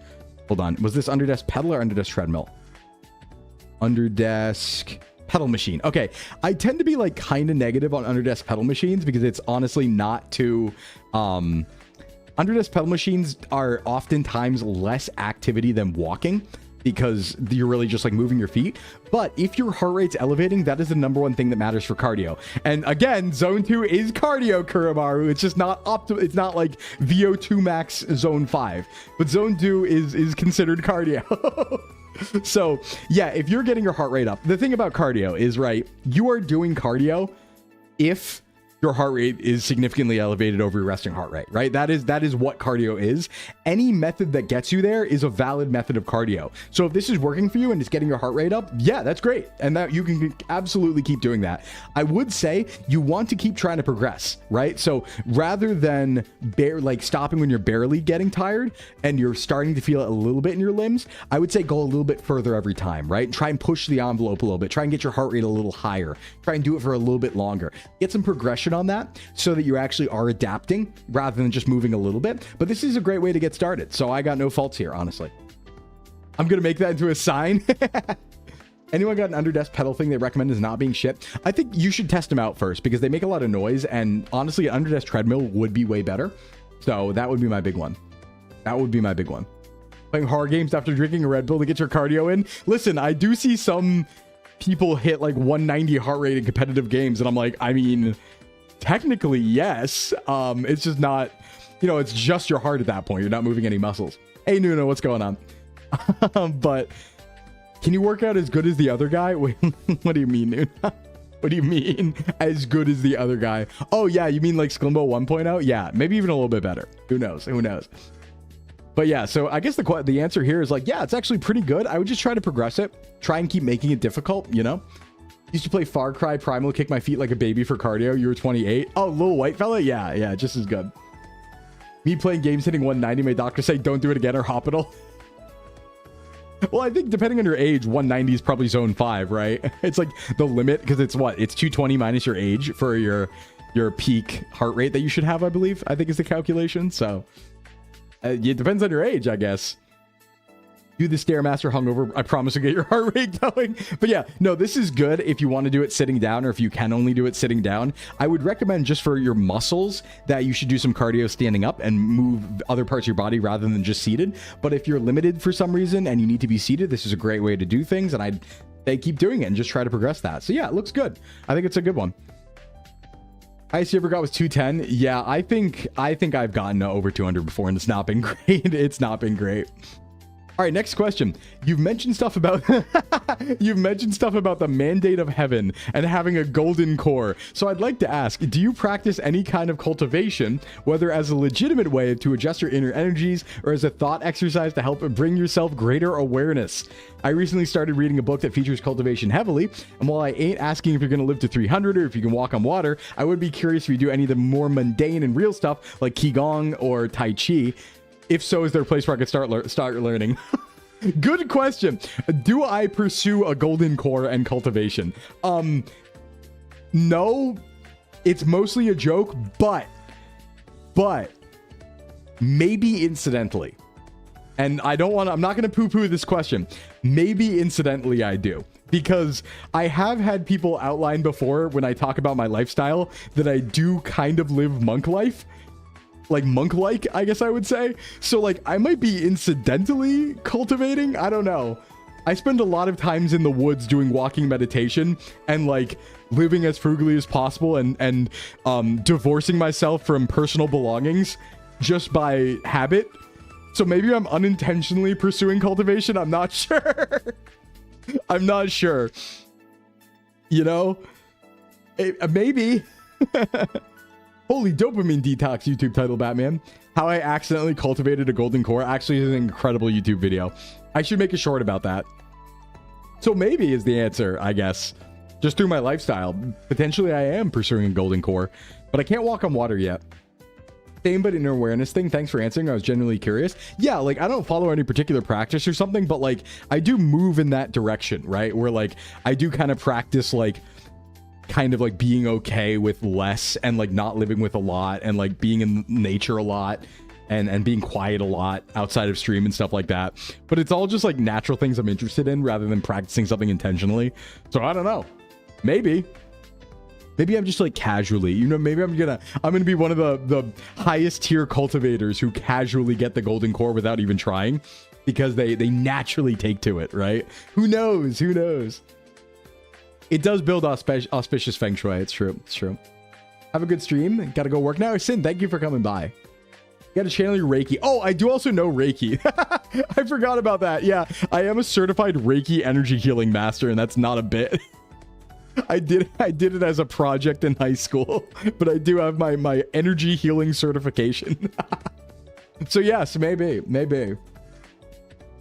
In D&D world, you'd probably be a monk who subclasses into druid. Yeah, probably. They thought they meant core strength. Well, technically, the hanging leg raises would also give you a golden core, if you think about it. So maybe, in that way, maybe. All right, next question. No, that was that question. Can your Reiki fix knees? If you believe in it, maybe. I'm not sure. I mean, I was under the impression that was all like, when I was learning it, I didn't necessarily... I had a theory. So when I was learning it, I was trying to harness the power of the placebo effect intentionally, because I was being chuny as a high schooler. Basically, what happened, the story here is when I was a high schooler, I was so into the idea of being chuny that I tried to find a practical, logical application for chunibyo, that being, if the placebo effect is real and I can harness it, can I use it as an install super in real life? And so that was my thesis. And to that end, I studied Reiki energy healing to see if I could trick myself through delusion into healing my own body with the placebo effect. Real things we did. Real things we did. All because I was Chunibyo. So maybe you should have gotten into chaos magic. Yeah, right. Knees over toes. Did it work? I mean, maybe. I think I became a better person because of my delusion. I'm gonna be honest. I think Chunibyo made me a stronger person. So, like, willpower wise and fitness wise and all that stuff. I think delusion is power, personally. So it's valid motivation. It's a LARP until it isn't. Actually, yeah. I think it's a valid form of motivation and belief. Honestly, delusion is power, as Akiba Ranger says. Right? Fake it till you make it. I didn't get everything you said, but I definitely used placebo to my advantage. Yeah. Hey, Snivy. All right, let's see. Can we get your neck size? Asking for a friend and totally not nefarious dog-related reasons.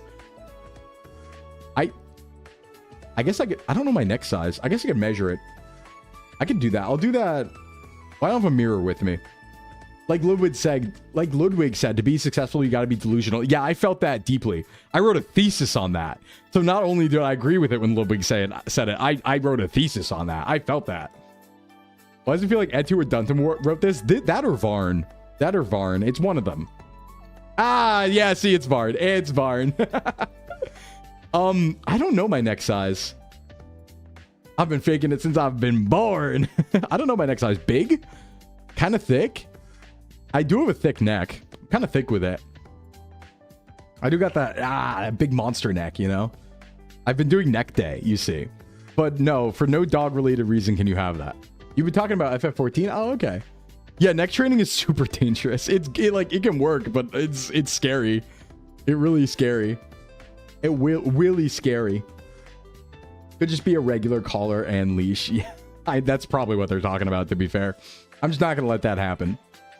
You're not getting that. You're not getting that. Not gonna let it happen. Wrapped a towel around your bar, got almost two plates. He called it Dow of Pitbull. Hell yeah. Just do shrugs for 1 grillion hours. You got a big neck. Yeah, pretty much. Trap work will kind of do it incidentally. I'm sure the Abai market had collars for sale. Any convention does because of the furries. So, next question. My gamer head tilt makes resting the squat bar on my neck sort of painful. It's mitigated by using the foam pad, but that's not always available. I'm working on fixing my head tilt, but in the meantime, should I do front squats? Can't go as heavy, but it's a simple enough motion for me. Plus, I get to cross my arms like a genie. That's fair. Crossing your arms like a genie is a good reason to do this. One thing I would say is your squat bar shouldn't necessarily be on your neck. It should be on the back of your shoulders. It should like be on your trap shelf. So you might actually be holding it too high in the first place on your squat because it should not be on your neck. It should be kind of like on your traps. You could also do a low bar squat where it's even further down, kind of like, you know, in the back of your shoulder blades. So you could do a low bar squat as well to avoid that problem. So those would be my recommendations. But also, yeah, you can do front squats. They're great. And you can work up to like a good front squat. I think they're cool. I think I really like them.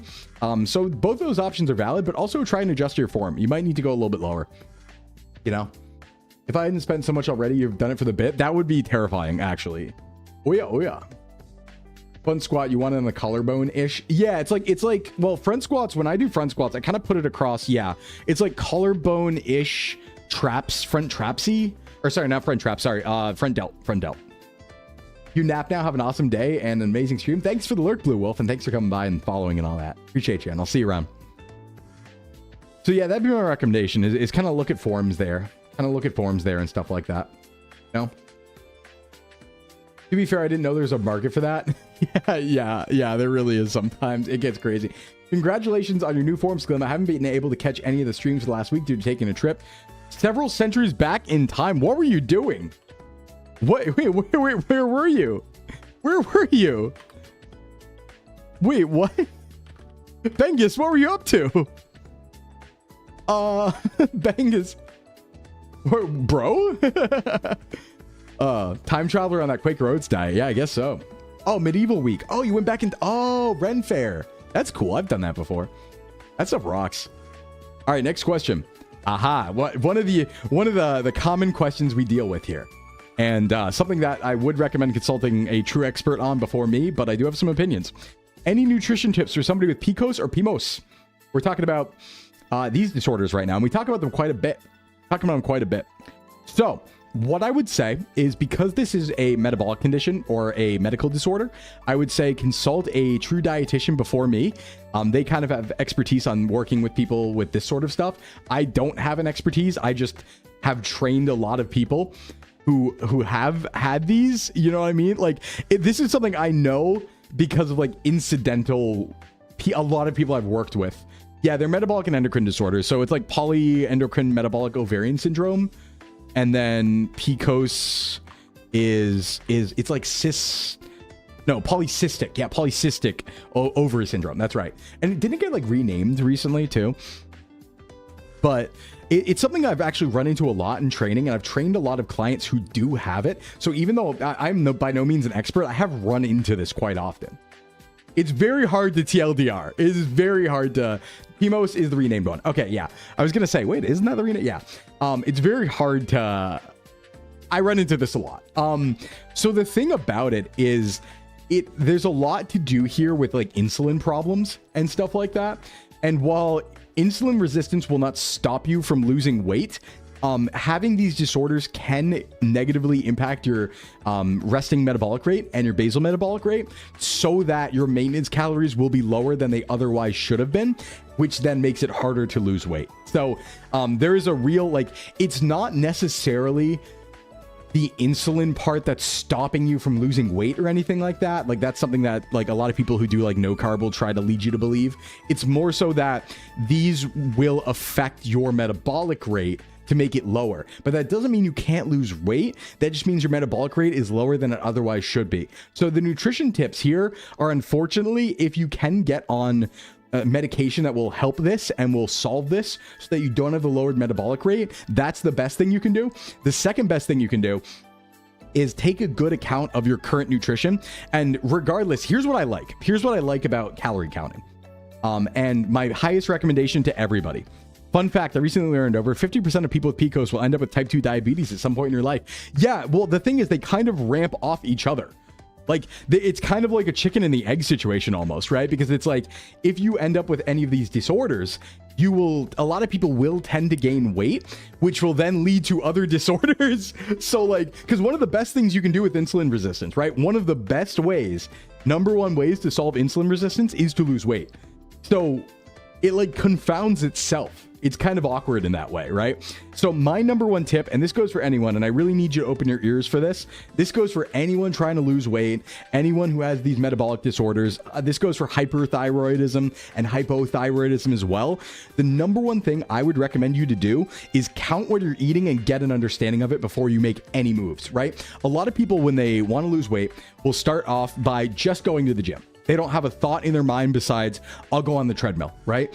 But just going on the treadmill doesn't work if you don't know what you're dealing with, right? Because our body has a lot of subconscious systems that will trick you into eating back whatever you try to lose, because your body likes staying at homeostasis, right? Homeostasis, not homostasis. That's different. That's different. Your body likes staying at homeostasis, right? So if you just have no idea what's going on nutrition wise and you just go to the gym, you'll just eat it back most of the time, or your non-exercise activity thermogenesis, you'll like bounce your leg less, or like park closer subconsciously to the grocery store because you're tired, and then you'll just like eat those back, right? You'll eat all that back. Your body does enjoy your homeostasis. Well, yeah, there, right? So the number one thing I can recommend for anybody, and this includes people with these disorders, is just count your calories for 2 weeks. I'm not even saying restrict your eating. Just get an understanding of what you're putting in your body and look at the maintenance levels, right? Because you can do pure math. We know that 3,500 calories is a pound of fat, right? So what you do is count everything you eat. I mean, every drink, every oil put in your food, absolutely everything for 2 weeks, normal eating. And then from that, you'll be able to see, okay, and what happened to my body? You weigh yourself. Did I gain weight? Did I lose weight? Or did I maintain my weight? And with those numbers, you can then see, okay, what's my average calorie consumption per day over those 2 weeks, and what happened to my body? And from that, regardless of any disorder, you will know what your number is. Now, your number might be lower because you have PCOS or PMOS, but that doesn't mean that the number is invalid. It just means you have a lower number. So you would just then need to eat below that number to lose weight. Now, in some very extreme examples, you could have metabolic rates so low that it becomes kind of unsustainable to eat that low. And that's when you really need to talk to a doctor, and you should talk to a doctor anyway. But that's when you really need to solve that on like the hormonal end to get your metabolic rate back to normal. But in most cases, like, you know, there will be an impact, absolutely, but it might just be an impact of like 200 calories, right? It might be that your normal maintenance calories were something around 1800, and because of PCOS, now it's 1600. And so you need to eat below 1600. But if you do, you will lose weight. That maintains, those rules maintain. So that's kind of my recommendation, is just get an understanding nutritionally of what you're putting in your body so that you can work from there. And it's good to have those numbers anyway, you know? You should do a PCOS PMOS YouTube video at this point. It is brought up a lot, but I'm not an expert is the thing. I have run into it a lot and had to learn a lot about it because I've trained a lot of people who have had that as a factor in their nutrition and fitness. And I also have a friend who is a specialist doctor kind of on this. They're a doctor, they're a real medical doctor, and their spouse has these conditions, and so they've become a subject expert through studying on these conditions as well from a medical perspective. So I have like more info than I should on these, because they come up a lot in my life, is the way to put it. Introduction to PCOS dietary with opening, please consult. I guess I could. Yeah, I guess I could. But yeah, I'd have to do a lot of research. Honestly, that'd be something I'd like to pair with like Sykin, and I could talk about that or something. You know? Would they be willing to pop in as a guest someday, even anonymously? Maybe. I could definitely bring them on, honestly. I could definitely bring them on. I'm kind of far. I guess I could bring them on digitally, yeah. If they're free one time, I could do that. Just knowledge through exposure. Yeah, it's like my specialties in training actually ended up tiering a lot towards people who've never moved before and people who have these metabolic disorders, because it just so happened most of the people I trained had them. So I learned, you know? All right, next question. And another one we're actually very, very well versed on. Hey, Sclim, I have hypermobile EDS. This is Ehlers-Danlos syndrome, and I've been trying to get into bodyweight exercises. Since it's easy for me to sublux or dislocate joints if I overdo it, I was wondering if you have any advice for building strength safely. How do you recommend progressing without pushing too far? This is another one I have a lot of experience with, because this comes together with a lot of other disorders. There's a pairing that happens quite often. So what you're saying is Rhode Island's a home to a lot of PCOS? No, well, in one way, yes, but I'm also saying VTubers is home to a lot of PCOS. Also VTubers. All right, let's see here. Hypermobile EDS. Yes, so this means because you're hypermobile, you do run risk of injuries and like dislocating your joints by accident and stuff like that, or your shoulder or your hip. My best recommendation here is obviously get cleared by a doctor first before you do anything. But what you need to do is learn what a normal range for an exercise is and just stick to that, because you're capable of going beyond that normal range. You never should, right? So it's not going to feel like you're at your full extent, quote unquote, or full range of motion for a lift, but that's because you're not supposed to be, because you're hypermobile. So you want to take things carefully and keep them in a lesser range of motion that is the normal range of motion for people who do not have hypermobility. But to do that, you're going to need to look up guides. Best example is like bench press, right? Don't overlock your arms on bench press if you're capable of doing so. Only keep it as a straight arm position. Don't go beyond it. Same thing for squats. Same things for really anything, you know? Just take it carefully. I will say, it tends to be, in my experience, slight silver lining. People I know who have had hypermobility, very good at deadlifting. Very good at deadlifting. Because they're hypermobile, right? So getting into like a straight back deadlift position, sometimes even a below parallel deadlift position, they can do it pretty well. So yeah, I like it. It's fun. Hey, what's up, Soccer? What's going on? But yeah, just be careful is the biggest recommendation here, and talk to a doctor before you do anything and build strength safely. But, you know, just have a very slow ramp up, right? Take it easy. If you're ever at risk of something going out, right? Make sure you're doing it with someone too. So if you dislocate something, you don't drop the weight on yourself, right? You have like a spotter in these situations. So try not to work out alone either. Those are my big recommends. Yeah, those are my big recommends. But it is something I run into a lot, because that pairs with a lot of other disorders we do see a lot of. Hold on, recalibrating. I lost the sauce. I'm looking the wrong way. It'd be like that sometime. There we go. There we go. I lose it. Yeah, I lost movement a little bit there. I was like, oh, I'm going to the side. Going to the side. Okay, next question. Let's see. Itch my nose too. Hi, I've been losing a lot of weight, and while I still do have a bit of work to go, I've made pretty decent progress. So it's a little odd to me that I still have about the same amount of belly flab hanging out, even though I can poke in and feel the abs under there. Is this something that'll eventually disappear once I hit my final weight goal, or am I doomed to dad bod? Good question, actually. And I got an answer for you, luckily. Also in chat, the primary value of an MD visit is knowing the condition of affected tissues, but the recommendations always take a week off and take some Advil. Yeah, that's why you go to like a physical therapist, you know? Real Sugar Joe, thank you for the 12-month resub at tier 1. Thank you. It's been sub for 10 months. Thank you. Thank you for the resub, Real Sugar Joe. Welcome.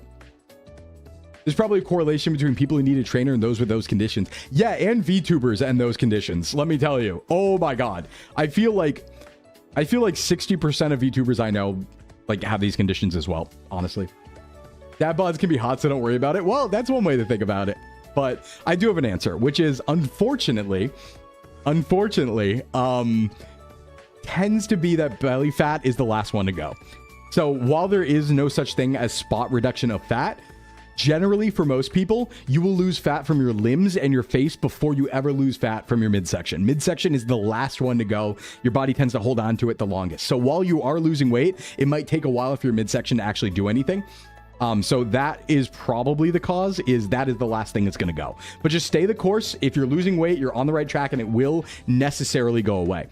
Now, scarier answers, and I'm going to stress, this is probably not the case. This is probably not the case.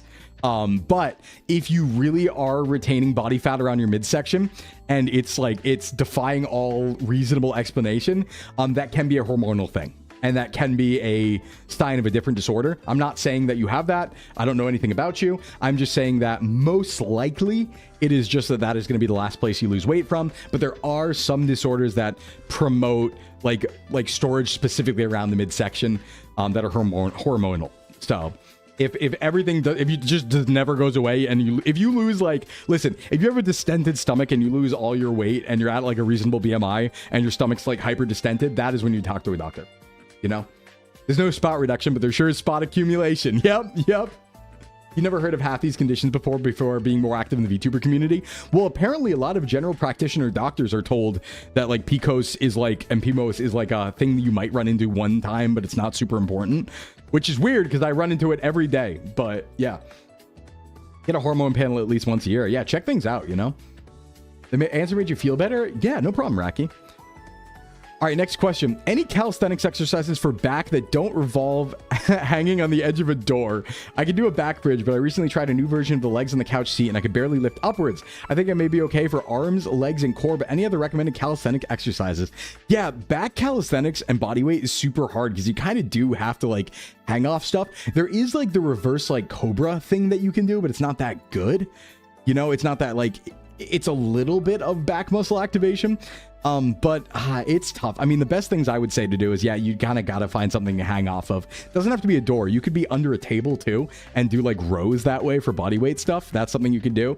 If you have anything in the house that is heavy, you can pseudo lift weights with like books and jugs and stuff like that. But it's really hard to do back calisthenic. Yeah, inverted rows are kind of what I'm recommending with like the under the table type thing. You can always wrap a towel around a doorknob and kind of do them that way. But yeah, a lot of it does involve hanging on the edge of a door.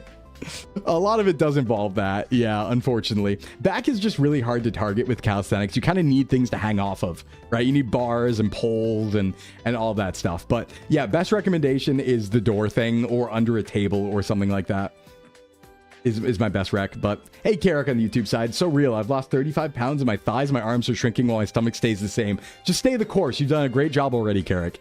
An awesome job already. 35 is no joke. But keep the course and you got this.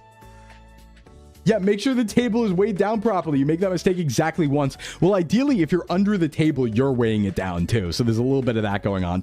Make sure it can handle your weight though, so it doesn't break and kill you. That's my at right there.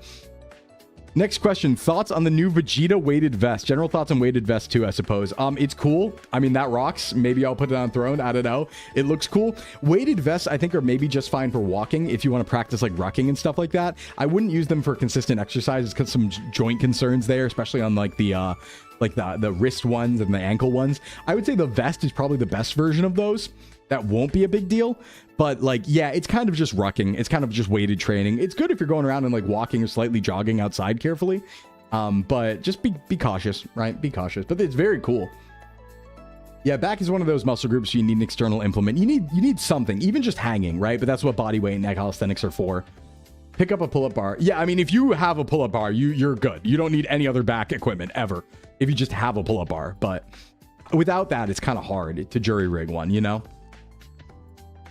The secret is they all have high comorbidity with neurodivergence. That does seem to be the secret, yeah. You need a specialized walking arch for ankle weights. I've never even looked into that, but that sounds crazy. You're in a half marathon with the vest on. I would not suggest it. Yeah, I wouldn't suggest even that, honestly. I wouldn't suggest even that. Next question. Am I supposed to be feeling bench workouts across my entire chest? When I look at vids talking about chest activation on YouTube, they put a big ass red zone across the entire chest, but I tend to only really feel it in like this area. A nice diagram. If this is the chest and arms, I only really feel a burn in the outside of the square brackets, nothing in the inside near the sternum. Am I doing inclines wrong? I would say probably not. This is personal experience. I don't feel my chest at all when I bench press, but you better believe I work out my chest. Like, and this was coming from somebody who's had an over 300-pound bench press, close grip bench press. I never felt my chest. Same thing. It would feel mostly in my arms and like in my like, you know, the connection between my shoulders and my biceps. But like, I promise you, if you are bench pressing, you have to activate your chest. It needs to be activated to do a bench press. So yes, you are activating it. Some people just don't get sore there. Yeah, you're a powerlifter. You don't feel it either. Same. I didn't feel it either. Yeah, no, you're good. You're good. Now, I would say that, let's see here. Inclines, you know, make sure you're at a decent incline and stuff like that. But like, you don't necessarily have to be feeling it, especially with chest. Like the only time I felt chest was when I was doing flies. Outside of that, it would mostly be like in the arm. Yeah, you only feel inner chest on hard flies if I squeeze. Same. Absolutely same. So no, you're good. As long as your bench is progressing and you know you have a good form and you've checked your form and stuff like that and it's safe, you know, the best answer is if you're progressing, right? That's why we like doing powerlifting and using weights, because you know objectively that your muscle's growing if your number goes up, right? There's no other possible reason why it could be going up. So there you go, right? It's numbers to reality. What do you recommend for working your way up to doing one pull-up? You can hang for a few seconds, but not pull up. Yeah, that's a whole thing. Okay, Smew, my best recommendation is start with activated hangs. So what that is kind of like hanging and then activating your lats to like begin the process of the pull-up. That's step one. Step two is get an assisted pull-up machine or a banded pull-up machine so you can do a pull-up with weight assist, right? And then do that. Or alternatively, go on a lat pull-down machine because that is the closest approximation to a pull-up, and do that until you hit your actual weight. And then you should be able to do a pull-up. But it's a long training to get one pull-up. It's a very hard thing to do starting off from nothing, but that's how you do it. It's a progression, right? Do the activated hangs, do lat pull-downs, and then once you are capable of doing a lat pull-down at about your weight, then you should be able to do a pull-up. And really also think about just cueing wise, think about putting your elbows into your pockets when you do a pull-up. That's a good way to think about it. It helps you activate your lats better generally. Lying chest flies with light dumbbells is my trick to fry my chest. Yeah, that'll work. Flies do it for me, but I can't feel it on bench. Any bench, that's for sure. All right, next question. Hey, Sclim, I'm trying to move back 6-day weeks at the gym, and I'm happy, or moving back too, I imagine, with my progress so far. That said, I want to find a workout routine, a progressive workout planner that I can use.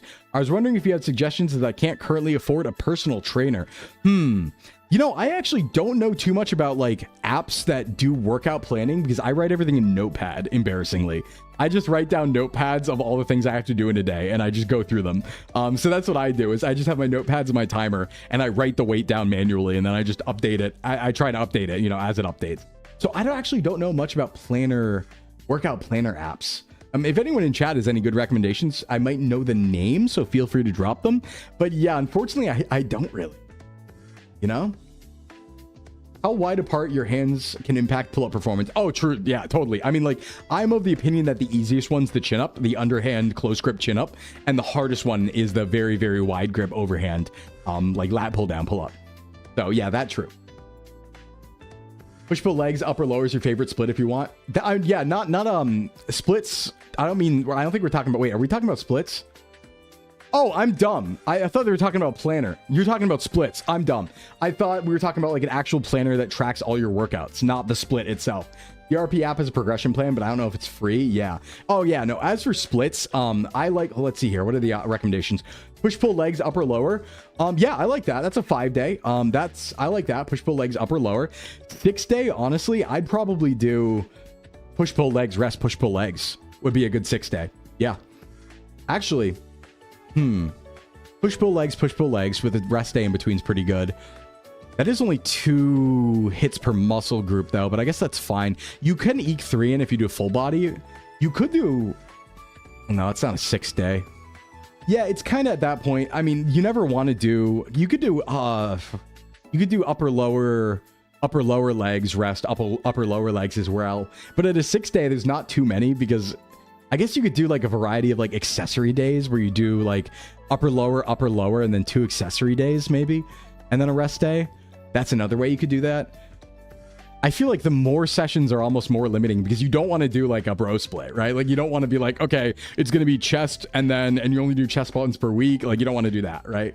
But your splits, whatever's lagging or is almost injured, needs reinforcing. Yep.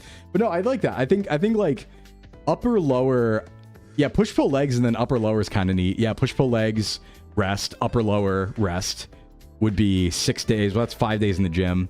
Wait, did I math that wrong? No, that's 7 days with 5 days in the gym. Yeah. So 6 days, it's really like upper lower situation, I would say. Why did my phone go on standby? Get out of here. What the hell? Why is it? Hold on. Right now you're doing push pull legs, push quad pull glutes. I like that. I think it's pretty good. Whatever hits. The thing is about like any split, the goal of any split really should be the one that you can sustain the most. And the goal of any split should be, you want to hit every muscle group at least twice per week with a rest day in between. You hit it again, right? That is the goal of any split, and the recommendation for literally any split. Veggie BL, thanks for, Veggie BL Tail, thanks for the follow, welcome. So that's kind of the answer, is like whatever split you do, it should be something where you hit everything twice per week at least, and this rest day in between, right? Macro Factor is a companion version for logging workouts. I would trust that. I love Macro Factor. If it auto adjusts, I would trust that.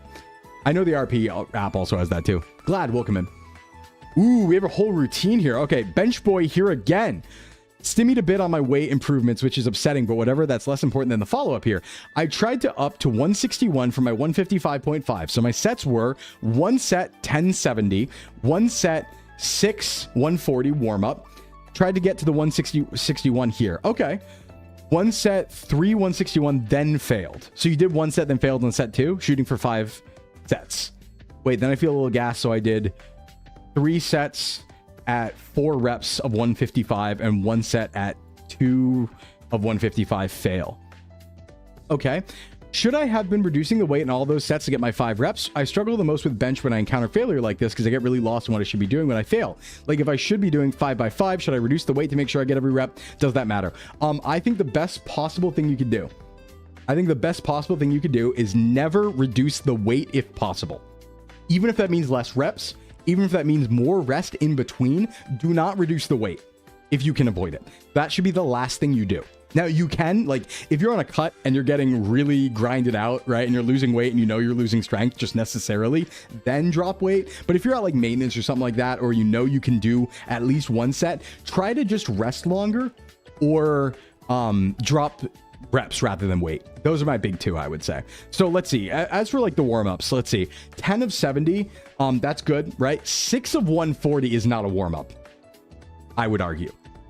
I would argue that if you're trying to do 161 and 155, 6 140 is more than a warm-up. That's like maybe like an easier set, but that's not a warm-up. I would say like a 135 for 4 is a warm-up for that, maybe. So you could dial back the warm-up there, because you actually are kind of doing another set at that point, and that is going to take some fatigue off. But yeah, if you're trying to do 161 or 155, again, just back off the number of reps and rest longer. And like listen, if you have the time to do it, rest 5 minutes between sets. I don't care. If you're training for strength and upping your bench, rest as long as you need to do that set again. I don't care if it's 10 minutes if you have the time for it. If you have the time for it, do that. That's my biggest recommendation. Just don't reduce the weight if you can. That should be last, I think. If strength on bench is something you'd like to really work on, check out Smoliv Jr. I've heard good things about Smoliv. I've definitely heard that before. Don't recommend it for beginners, but it does work. Yeah. My recommendation is just like always lead. If you're focusing on bench, always lead bench. Make that your first exercise of the day after warm-ups. And yeah, just don't go too crazy on warm-ups, and don't do too crazy on like, you know, just rest a long time and then hit that shit right away. Hey Ripley, what's up? Welcome in. Hope your day's amazing, full of sunshine and rainbows. It is. I've worked so hard this morning and I got so much done. I also, guys, I did an audition for something. I auditioned for I'm not gonna say what, but I auditioned for a voice role in something. And I know I'm a very baby. I've never done any voice acting before, but that could be really fun to get into. So I'm very excited for that. And I don't know, I ate a lot of good food. I'm having a good stream. I'm loving talking with everybody here today, having a great time. And yeah, I'm having a good day today too. So thank you, Ripley. I'm getting it. Yeah, I'm gonna get it. I believe. I'm delusional in a good way. Hey Val, what's up? What's up? You did at least one instance of voice acting. Well, let's not talk about the Podge thing. let's not talk about that Podge thing. Worked so hard but didn't take a shower. I am a dirty little PogChamp today. I really am. I need to shower right after stream. Because I worked so hard I didn't shower before stream. I ran out of time. I was still working. The problem was I was working on a heavier version of the Durst Redeem that I almost got done. But then I like couldn't figure out how to do something, so I had to revert it because it was right before stream. The Podge thing was fun. Well, it was fun, but that was borderline for me. That was borderline. So yeah, those are my recs there. That's my recs for the bench boy. Next question, thoughts on walking pads? Like, what would I lose using one over, say, going outside and walking? I've been thinking of getting one since it's super hot where I live and can't walk without feeling like I'm about to die of heat for a good chunk of the year. Walking pads rock, and you should get one. That's my opinion. I would say, though, before you order it, or actually, you can go to a gym and do this. So I'd say even before you order it, you really should test this out first to see if it's something that you like doing.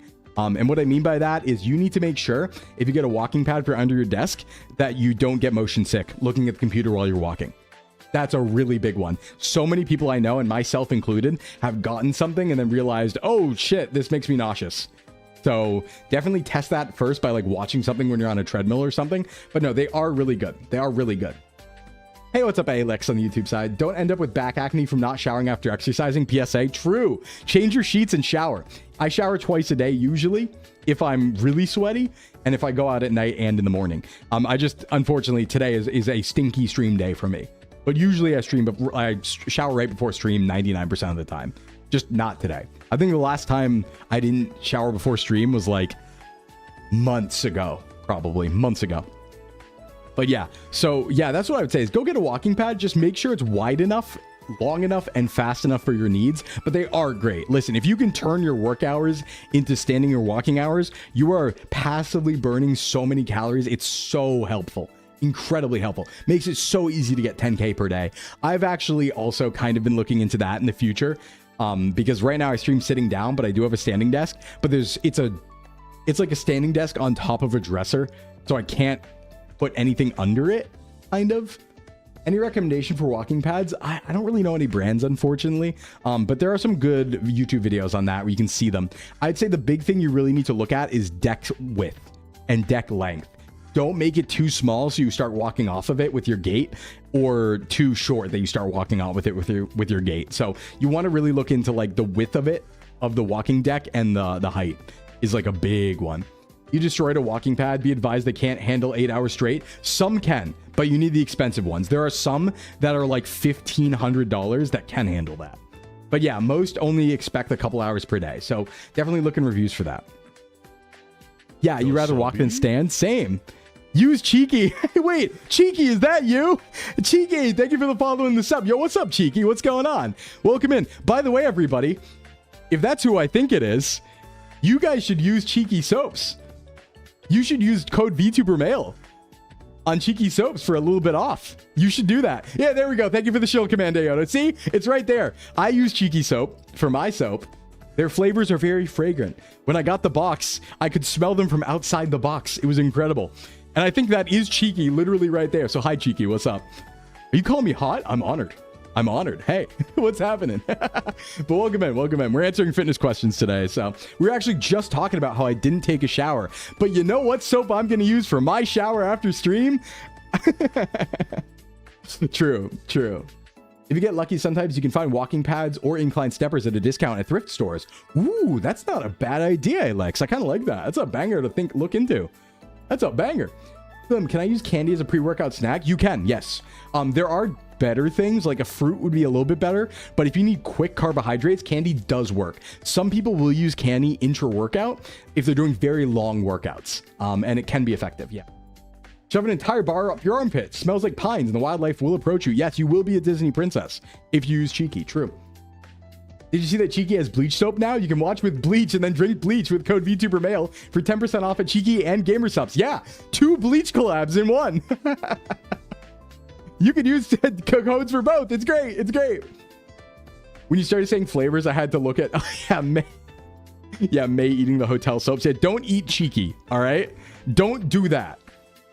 Do you think non-powered gym equipment would be okay in a garage? Wait, in a garage that can range anywhere from -20 to 100? I have a good recommendation for this. You can actually heat or cool your gym very cheaply. This is how I do it for my gym. Because my gym is basically a converted garage, right? Here's my recommendations. Go get a Mr. Heater Buddy. You can get them for like $100. Go get a propane tank.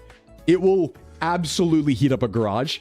And you can use a CO2 monitor to make sure you're not gonna like, you know, kill yourself or anything like that. But most garages aren't insulated very well, so the carbon monoxide can't build up even if you use a heater off carbon or off propane. So you can use a propane heater in a gym, and that's what I use. I use a propane heater, and then I just put a window air conditioner unit in a gym window I have, and that's how I heat and cool stuff. But all to say, you can find ways to heat and cool your gym for cheap, and yeah, the equipment is fine. I've kept the equipment in those temperatures because most equipment's just metal, so it's totally fine. Just keep in mind at -20, if you touch metal, you might stick to it. So be careful. And be careful with condensation. All right, so be very careful. At -20, if you touch metal, you might get frostbite. So be careful of that. Start a propane explosion in your garage. Yeah, don't do that. Don't do that. Just be aware. Jabroni Mike said it was tasty. Don't listen to Jabroni Mike.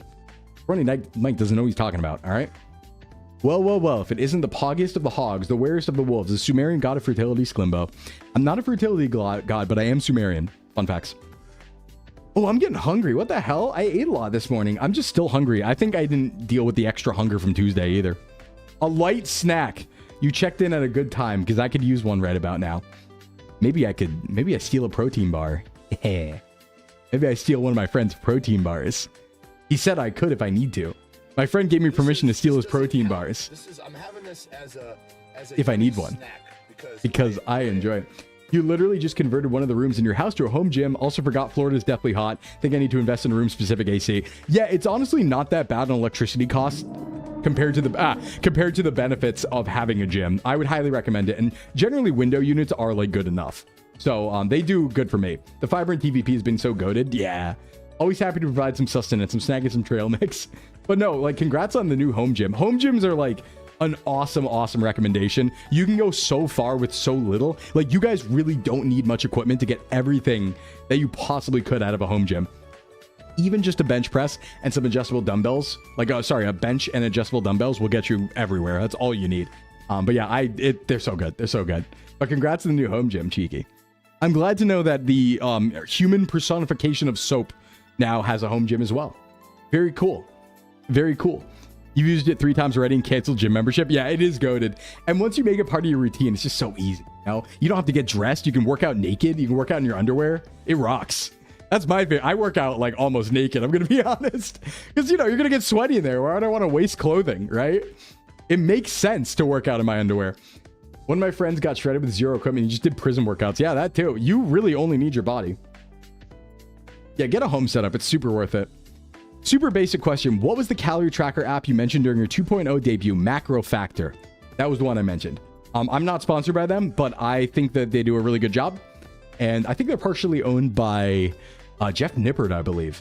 I think they do a really good job, but that's what the app I use for tracking, or have used for tracking. I don't have one right now. I just track manually because I eat the same things over and over again. So my tracking right now is I know I want to eat 2,500 calories a day because that's my cutting calories.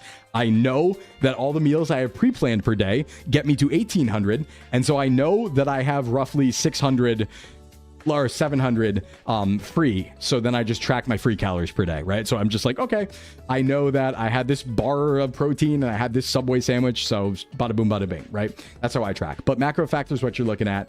And then as for calculating your calories, that's when I go to OmniCalc. OmniCalc TDEE, put in information there, and that'll give you your maintenance calories. Unrelated, I think I hurt my sciatic nerve again last Wednesday lifting cat litter bags. It's still flaring up. Yeah, be very careful about lifting next time. Do it with your legs. Be sure. Be careful. Alex, medicine balls on the YouTube side are also fun. You got a slam ball. I do enjoy whacking it around. They are so fun. They are so fun. It's good cardio. Good for people who do martial arts. Yeah, it's good for like, it's fun to swing weight around sometimes, like swords too. An app that can make a 5-2-man rip will surely work for anyone. I really like I like data, right? And macro factor giving perfect data, if you give it perfect information, just is so nice because you don't have to guess. It's like, listen, if you weigh every day and you track everything accurately, you will know your maintenance calories to the calorie. And that is so nice. Speaking of Jeff Nippert, posted a new video last week. Oh, is he back? I need to watch that. I haven't watched that yet. He had a really tragic thing happen, and I'm really glad to see he's back. I hope he's doing okay. Weighted maces do look fun. I saw a TikTok someone sent me that was like, if you're a neurodivergent woman in your 30s, you should swing a mace around. And I'm like, yeah, valid, actually. Hi, Sclimbo, it's Div. Hey, Div.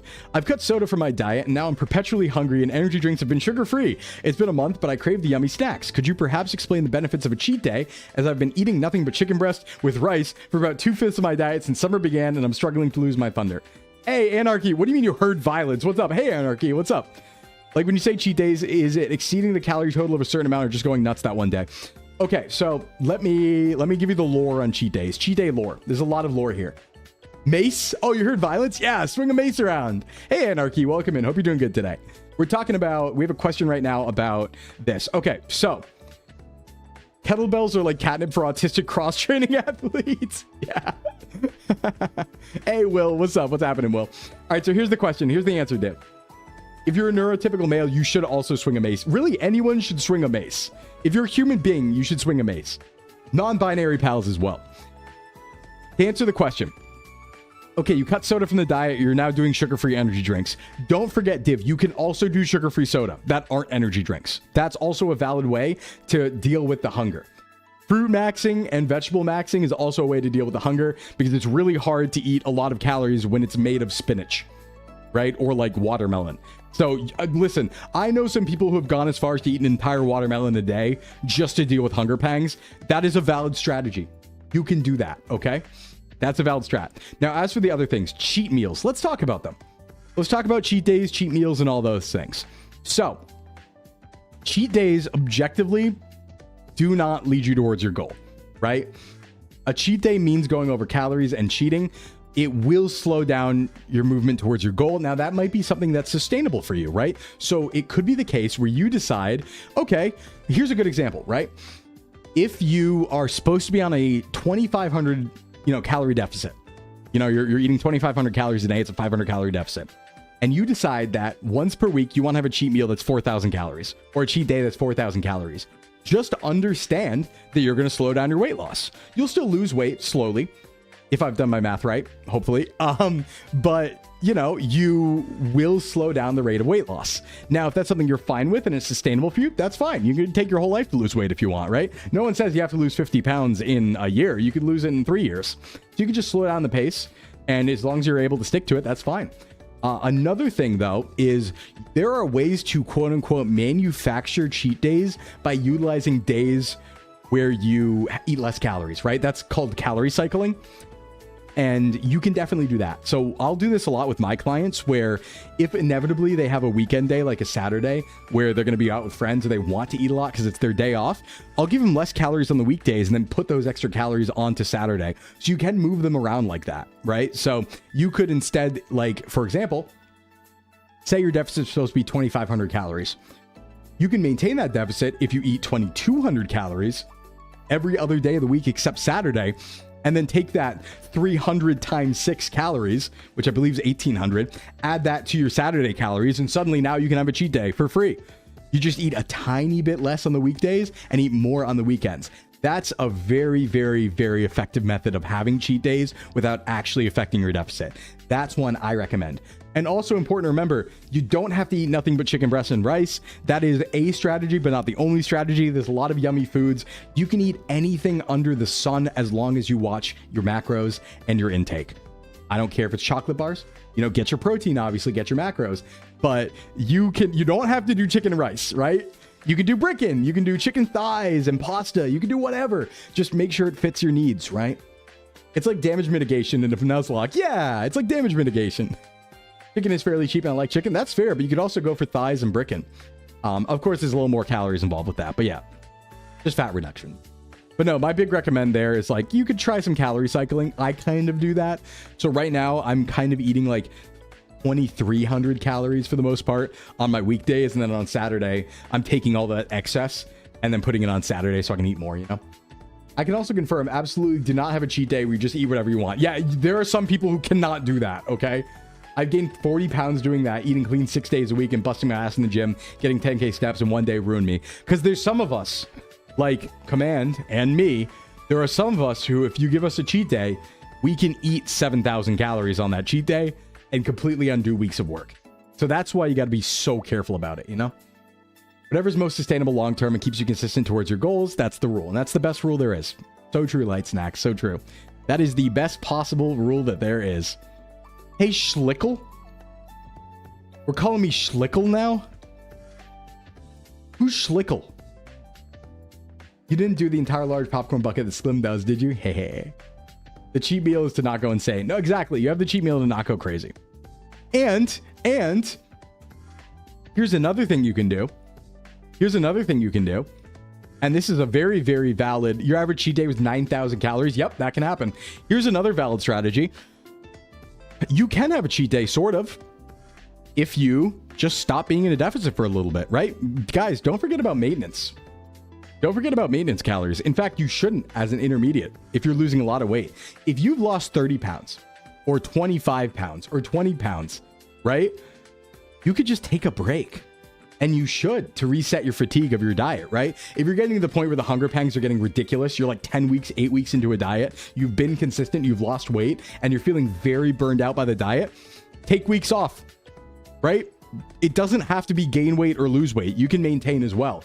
And to that end, you can take 2 or 3 weeks to just go to your maintenance calories and just chill, right? You get to eat 500-600 more calories every single day and just reacclimate to your new weight. You won't gain weight. You'll be at maintenance, and then you can start your diet again, right? It's like a plateau and then go back down. And it's a good thing to reacclimate your body to it after you lose weight in like big amounts. So highly recommend that as well. While it's not a cheat day, it's a great way to reset fatigue from a diet. Cockroach and Blood, thanks for the follow. Anyway, hey Schlickle, I can't seem to get my butt to stay down consistently while benching heavy. For reference, 315 moves, but it's a toss-up whether my butt is down or not. Oh, I see what you're saying. Yeah, your butt's raising off the seat when you're doing it. Try different foot positions and scooping my traps, which have helped but never fixed. I think, like, if your butt's coming up when it's really, really heavy, you might not be arching enough for one. You might need a little slight more of a back arch in the beginning, but I would say also try to lock and dig in your foot rather than just put them down. If you can, if your bench has like one of the, what are they called? If your bench has the little foot rest thing that people will sometimes use for like putting weight on and doing like leg raises and stuff and like hamstring raises, you can kind of trap your feet under that and push against them to help. Face of Mars. And I also agree with Kuro, a wider foot placement can really help for this. If you go really wide on your foot placement and dig in, that will also help a lot for not coming up off the seat. It'll be harder to come up off the seat. Yeah, if you have no flex left in your legs, you won't be able to lift your butt. Exactly. So the wide foot position or trapping your feet is a great way to do that. And then like reassess your back arch for sure. Move your feet back as much as I can. Yeah, try and go wider if you can, Maddie. That's my recommendation. Try and go wider. Would be my recommendation. Yeah, so all those things. All right, let's see here. We do have a couple more questions. Let me refresh because we have more come in. Oh, geez. Yep, we got a few more.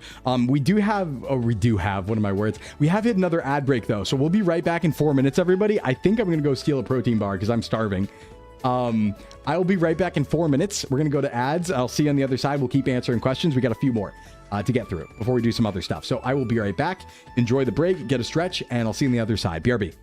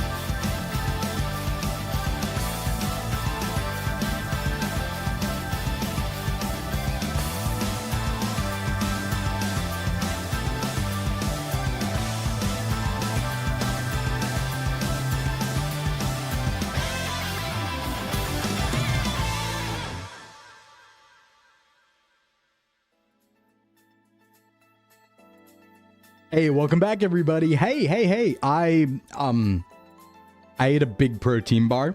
I stole it from a friend. He said I could. It wasn't good. I feel cheated. Isn't that the worst? Isn't it so bad when you eat something and you feel cheated out of the calories? You're like, no, it wasn't even worth it. Not yummy snack.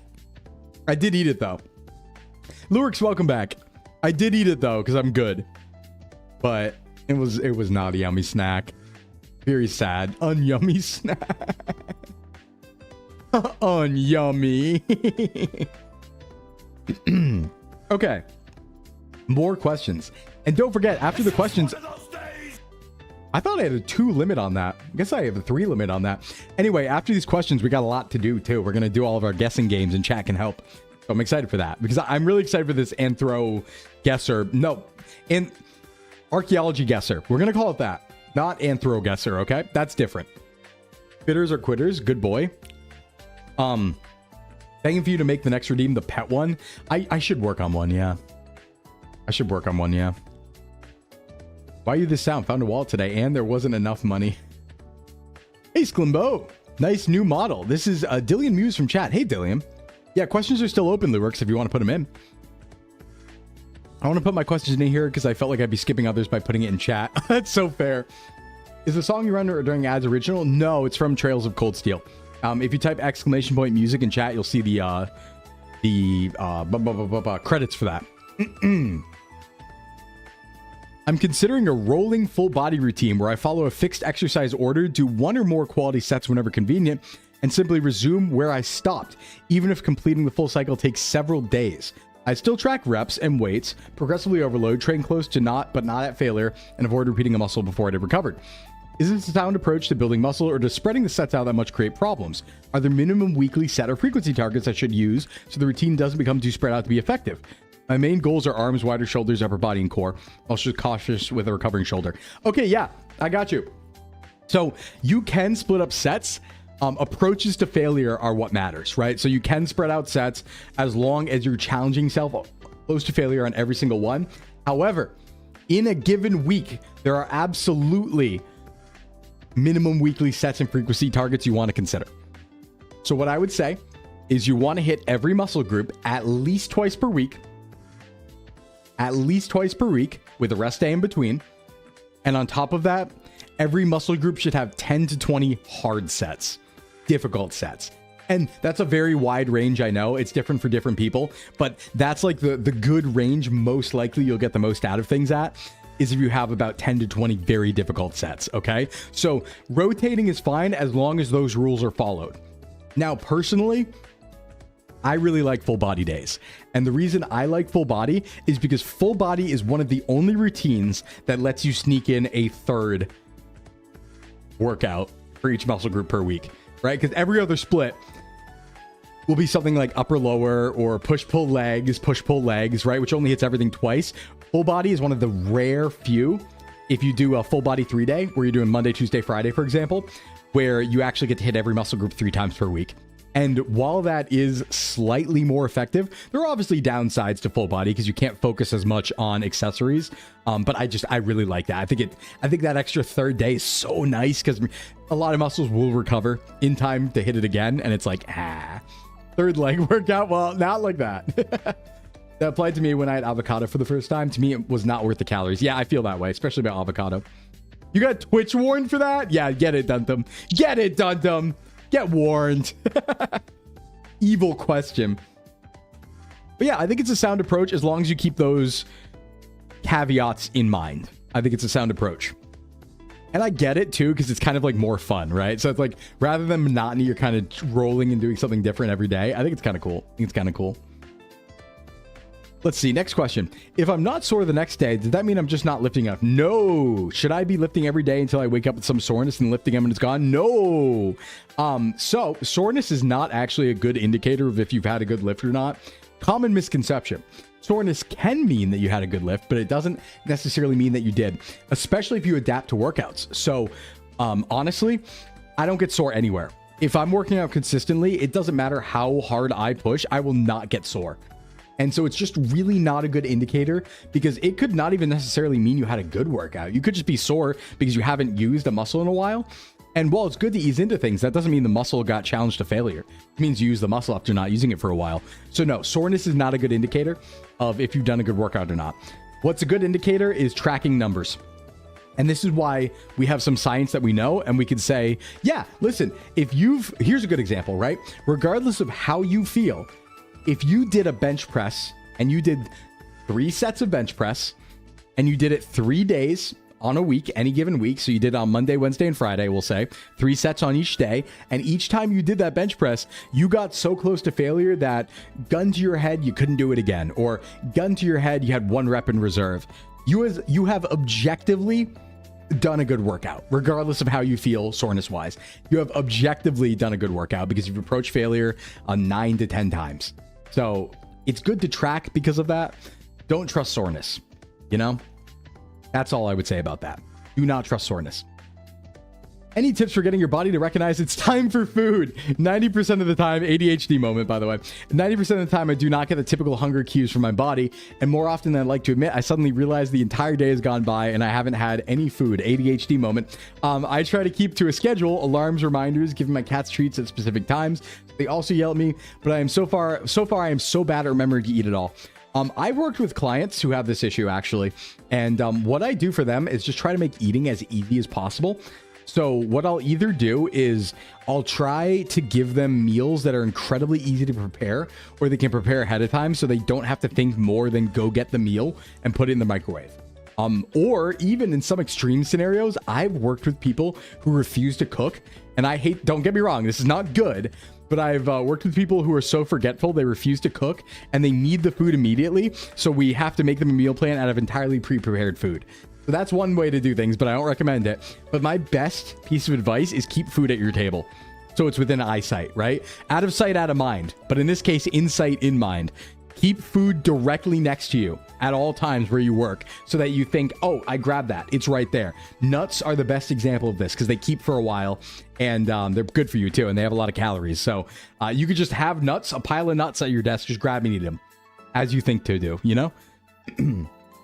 You missed part of that, but I reckon reps in reserve is what we're after. Yes, I do notice that I'm generally slightly sore the next day, but not for 2 days after. Yeah, you'll adapt to soreness. Some people do better, some people don't. But think about 1 rep in reserve is where you want to be as you progress to be less of a beginner. That's what you want to be targeting. 1 rep in reserve or so. Lily, thanks for the follow. Welcome. These nuts. Yeah, just keep nuts in sight by your desk or food in sight by your desk. Even if you have to have like a snack bowl on your desk, it's just the way to do it, you know? That way it's in your sight and you won't forget about it. Anytime you cook large amounts of things that have a lot of leftovers. So you have things to just grab whenever you got to eat. Yeah. In the words of Kung Pao, it is a lot of nuts. It's a lot of nuts. You know, it's a lot of nuts. So yeah, that's my rack. That's my rack. Let's see. Next question.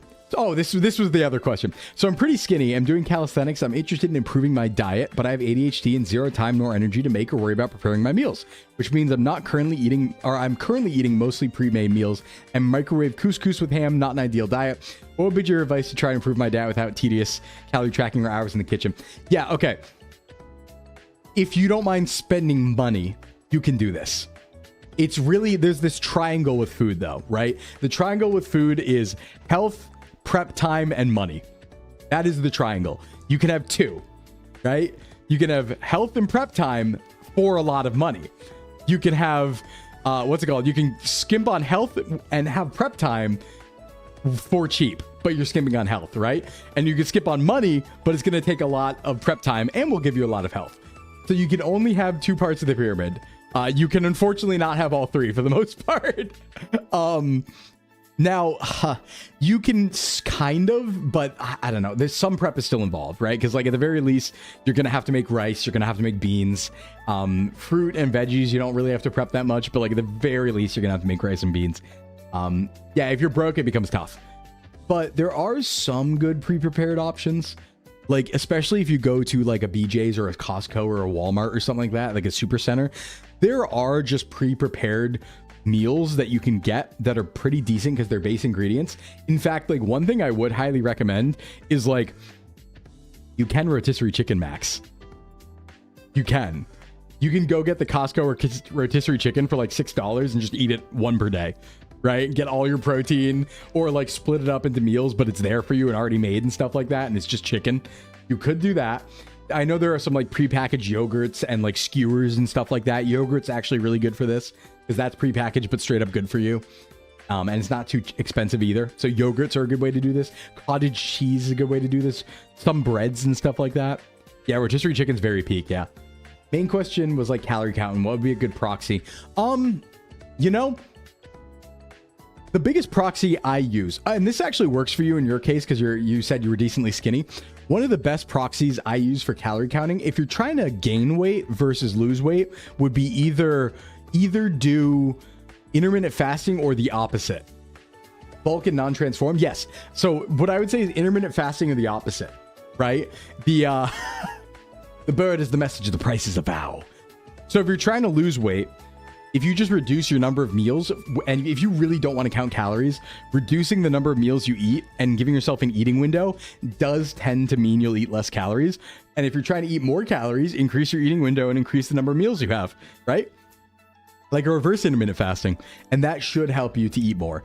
Where you say like, oh, rather than 3 meals a day, I'm going to have 4. And ideally, naturally, you will eat more if you do that. So that's my recommendation. So you don't have to count. But outside of counting, it's kind of the best way to pseudo count without counting. Traveling and staying in a hotel is going to be expensive. Yeah. My recommendation is bring meals. And if you have a hotel or an Airbnb, rather than eat out every meal at a convention or something, just bring some stuff or go to the grocery store and get some snacks to cover for meals. So what I do is whenever I travel, I bring a big bag of trail mix with me to cover for meals rather than eat out every meal. That's my rec. Oh, my nose is getting itchy. Yeah, that's what I would say. That's what I would say to do. That's my good rec. Whoa. Oh my God. I think my voice is going. I think not streaming for 9 days, I lost some stamina or something. I feel like my voice is going. I have to say a struggle for me is I have a small stomach, so I can't really have big meals, but I can have more. Yeah. So what you're going to want to look for, Lurix, is density. So that's when you want to lean on like dark chocolate and like fattier cuts of meat and like, you know, nuts and stuff like that. Look for caloric density. So look for good fats, but high fat. So olive oil is a good thing to cook in, for example. Yeah, Anime New York's gonna be wild. I'm really tempted to go now. Maybe I can find a way. I don't know. Stock up on bags of jerky. If you want to spend $3,000, I spent $20 to get a bag of Chomp turkey jerky to bring on the plane, and it was gone in like 2 days. I don't know what's good fat and dense. So dense calorically will just mean high fats because fats are the most dense macronutrient. So anything that has high fat is going to be more calorically dense. Now, as for good fats, you basically want to focus on what you've heard as healthy fats, right? So the fat in like fish, olive oil, nuts, things like that. Not so much high saturated fat. It's fine. Just don't have a lot of it. Definitely no trans fats, that sort of thing. No kidding. Let me just go for the Whole Foods near Times Square. Yeah. Gotta be someone going on that, you know, who has a floor you can sleep on. I actually don't know. I don't know. Let me drink. I don't think if I know anyone going to Anime NYC. I'm sure I do at this point. I just haven't seen it like on their profile, you know, now that I know like every VTuber ever. Maybe, but I don't know. We have options for bonk level. That's pretty cool. That's pretty rad. Okay. I think that's through all of our questions for the day. Yeah, no problem. Thanks for asking, Lou. Lou? Lurux? Do you prefer Lou or Lurux? I don't know. One of them. But thanks for asking. Okay, let's have fun now. We did our just chatting. We did our fitness stuff. Now it's time. Actually, maybe we should do the reacts. Whole Foods in Bryant Park. Ooh. Any? Okay. You're about to eat semi-lurking. I'm going to eat right after stream. I'm going to cook right after stream. I'm still so hungry. Okay, let's do a couple of the reacts really quick because we only had a couple because we just opened up the Discord reacts. Just opened it up in Discord, but they should be fitness things we're reacting to. I think I mostly got like funny things in here rather than like heavy criticism stuff. So we'll do this really quick. I think it's like 3 minutes of videos basically. And then we'll do Scrandle, Food Guesser, Time Guesser, all of our fun stuff. All right, so first up we have this, which are, this is actually Noel Dazel, which I have seen before. I've seen his stuff, so let's see what's going on over here. Gotta make sure my audio is good. Oh, it's loud. Hey, sorry. What are you listening to? Samsung WA50R. Oh, okay. Thank you. Oh, like one of the old text tones? Hell yeah, get it, buddy. That's what real lifting's about. And here's oh, we got a DM archive. Hell yeah, I love DM. A DM one about nutrition? Let's go. No, please, not the air fryer, no! There's no escaping. Who is that? I used to be a pizza bagel, But these sons of My bitches turn. never clean Captions out off. the fucking air fryer. So now I'm merely a concept of food at this point. No, no, please, not the air fryer. No. That's your washer tune? You know, I gotta say, all right, so here's my problem with air fryers. Everyone likes to recommend air fryers to me, and they're like, oh, air fryer's like the best investment ever. And it seems like for a lot of people it is, but like, it seems harder to clean than my toaster oven. Because like in my toaster oven where I make brickin', right? I just like put it in the pan and then I get rid of the tin foil. This just seems harder to clean because it aerates everything. So I'm like, I don't know if it's actually efficient or not. Like, I know they're good, but like, damn. You know? You have a bigger air fryer called my oven? Yeah. Maybe just not a lot of people have a toaster oven. Like, because it's not my full oven. I have a full oven, but I also have like the little like, you know, stovetop, not stovetop, but like tabletop toaster oven. I have one of those too. Put a piece of parchment in the bottom and you're good. But yeah, but doesn't it like, since it's like an enclosed space, oh, I guess you could make the same argument. Yeah, maybe. You have a silicone tray for the air fryer. Maybe I should get one of those too. I don't know. Maybe I should look into air fryer tech. We are out of items on throne. I have completely cleared out my throne. We got to put the dog bed. We got to put an air fryer. And then we got to put Crocs on throne. Haka's post got me thinking about the Crocs now. Then you get rid of the seasoning. Oh, true, Pinky. Yeah, you don't want to get rid of the seasoning. That's true. Well, don't air fryer me. Collar, no collar. How we should indicate the cutoff point? I'll just delete the messages. Yeah, we'll just delete the messages I reacted to. I'm not going to react to every message in the channel too. I'm going to pick and choose. Because like if it's like not something that's like something I really care to react to, or I don't have anything to say about it, I'm just not going to include it. So I'll just like not react to all of them too. We have to put a sword. I don't know if I do anything with the sword. I already have a tomahawk. I don't think I need a sword. All right, lock in. We got a new speedrun world record actually. All right, we're going to try speedrunning American Dad. Hell yeah. I've been watching American Dad speedruns for a while. This is going to be a new PR, actually. This just happened. It's actually pretty crazy. Right. And he gets the skip. Very nice. Okay, we got the flag skip. Yep. Love to see it. Ooh, good. Yep. And do the reset. There we go. Ooh. Beautiful. He's getting there. 5 seconds. This is like really close to PR. Yes. Let's go! 750. 750 American Dad speedrun PR. That's legendary. They're not beating that. That's frame perfect. I don't think there's room for that unless you like get hit by the sun, right? And it like changes like a bit or something like that one time in Mario. I don't think you beat that. I think it's like perfect frame right there, right? Former world record. Wait, did it get beaten? Sub 7 in sight. Yeah, sub 7 very much in sight. I don't know if this is optimized anymore though. You could tool assist this though. Roger skip's kind of unpredictable. Yeah, it is. It's like hard to time, right? He could save a second. They recently found out the Goodmo skip tech. Oh, wow. You can skip in that? I didn't know that. Damn. They're getting pretty good at American Dad speedruns though. Things are getting kind of crazy out here. It's really like an open world and an open environment at this point. It's still a lot of tech to learn, I guess, you know? We're so dumb. We're so dumb. That's good shit though. Thanks for sending that. Thanks for sending that. Okay, let's do it, chat. We're doing this together. Now, all these games coming up, we do these together. These are audience play along games as well, all right? So you guys are welcome to play along. Summoning Salt video on it said the best runner thing 4 seconds is possible. What? 4 seconds? No way. No way. That's crazy. All right, everyone. It's time to scran. You know what it is. You know what it is. So, let's play Scrandle, let's play Food Guesser, let's play Time Guesser. All of our guesser games. Our dulls, if you would.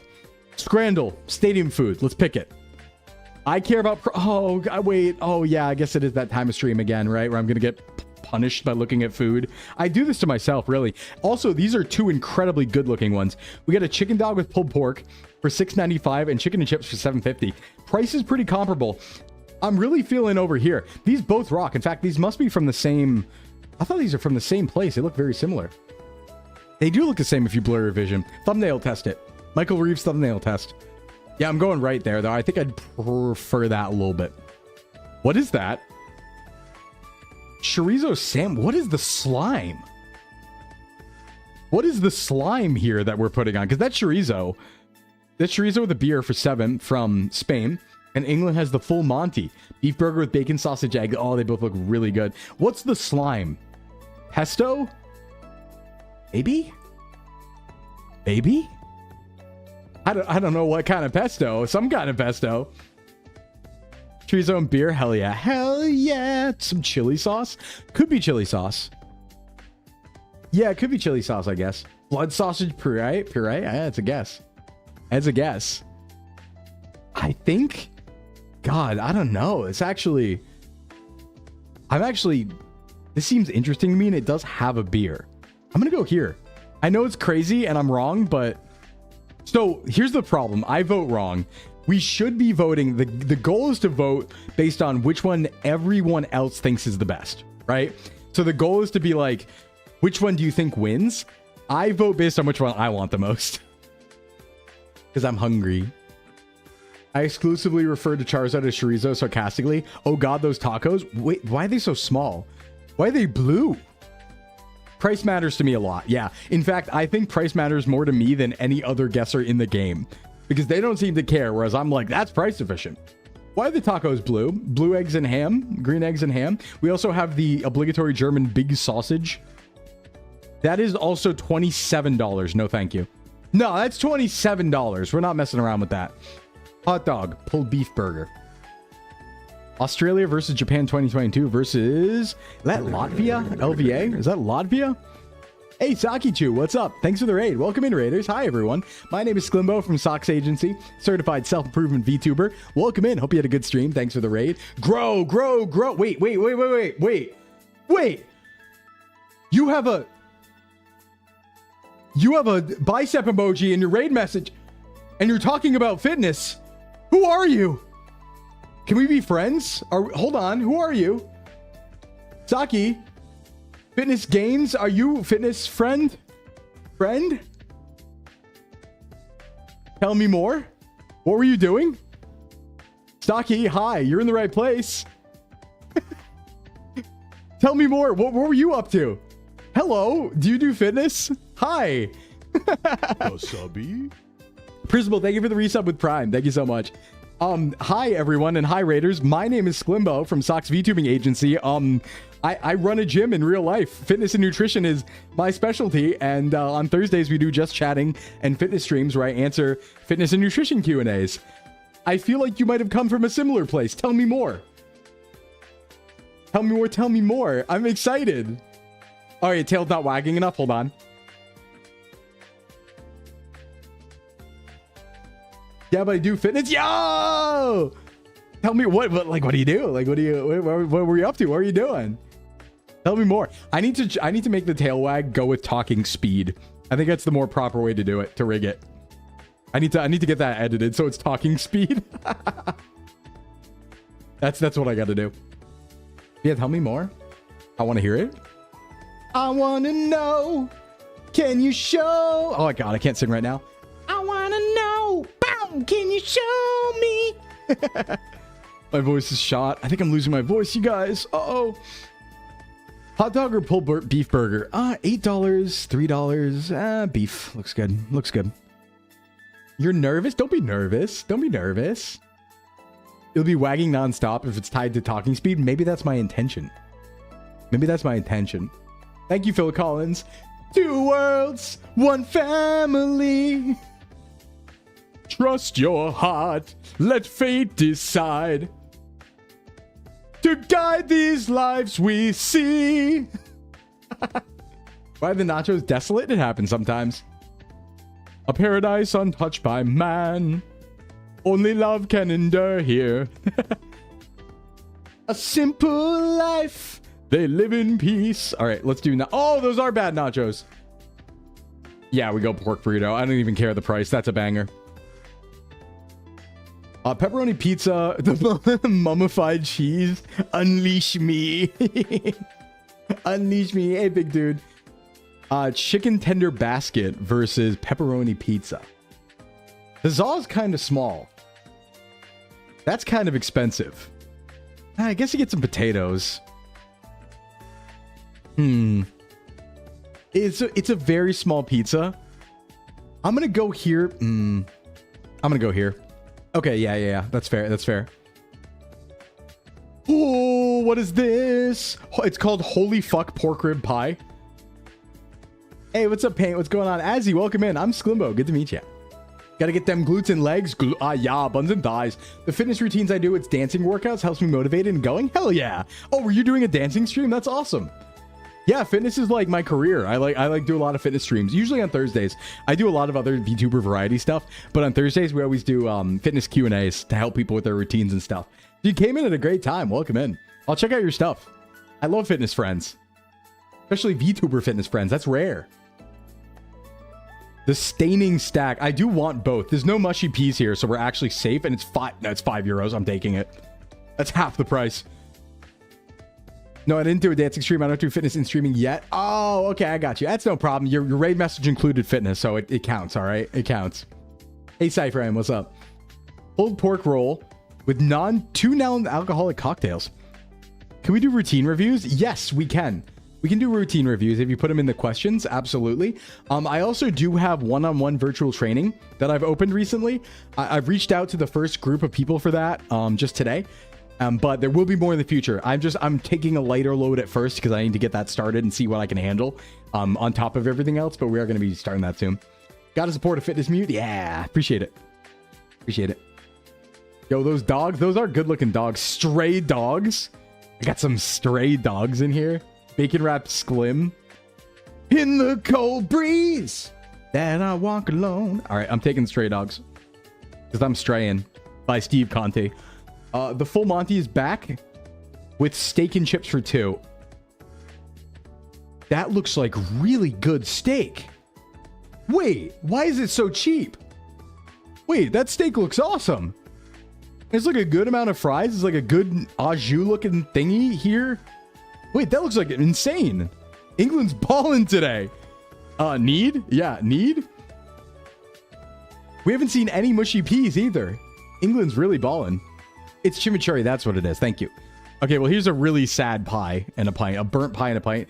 And a cheese pizza slice. Evil slice. No, these are both terrible. Those are both very bad. Yeah. What are we doing? We have ice cream sandwich and cojinas and beer. What is India? It's free, I guess. Whatever India's doing, I'm on board. Let's get it. I'm a big fan. Whatever it is, I'm a fan. We're doing it. Absolutely. I don't know what it is. We're taking it. All right, everyone. This is where we're going to need chat help.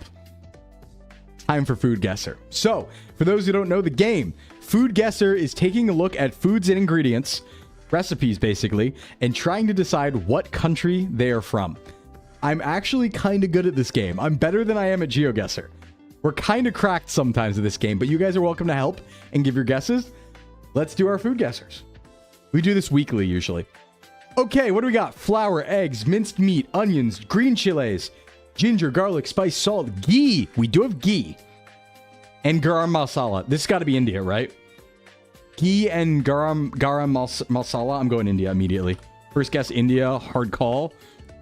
Kind of cracked. Let's go. Next round. Glutinous rice. Youtiao. Sliced pickles, soy sauce, mustard pickles, pork floss, and chili sauce. Okay, so clearly we have an Asian dish here. We have soy sauce. We have rice. We have youtiao, which sounds Chinese. But I'm not convinced this is Chinese. Pork floss. You know what?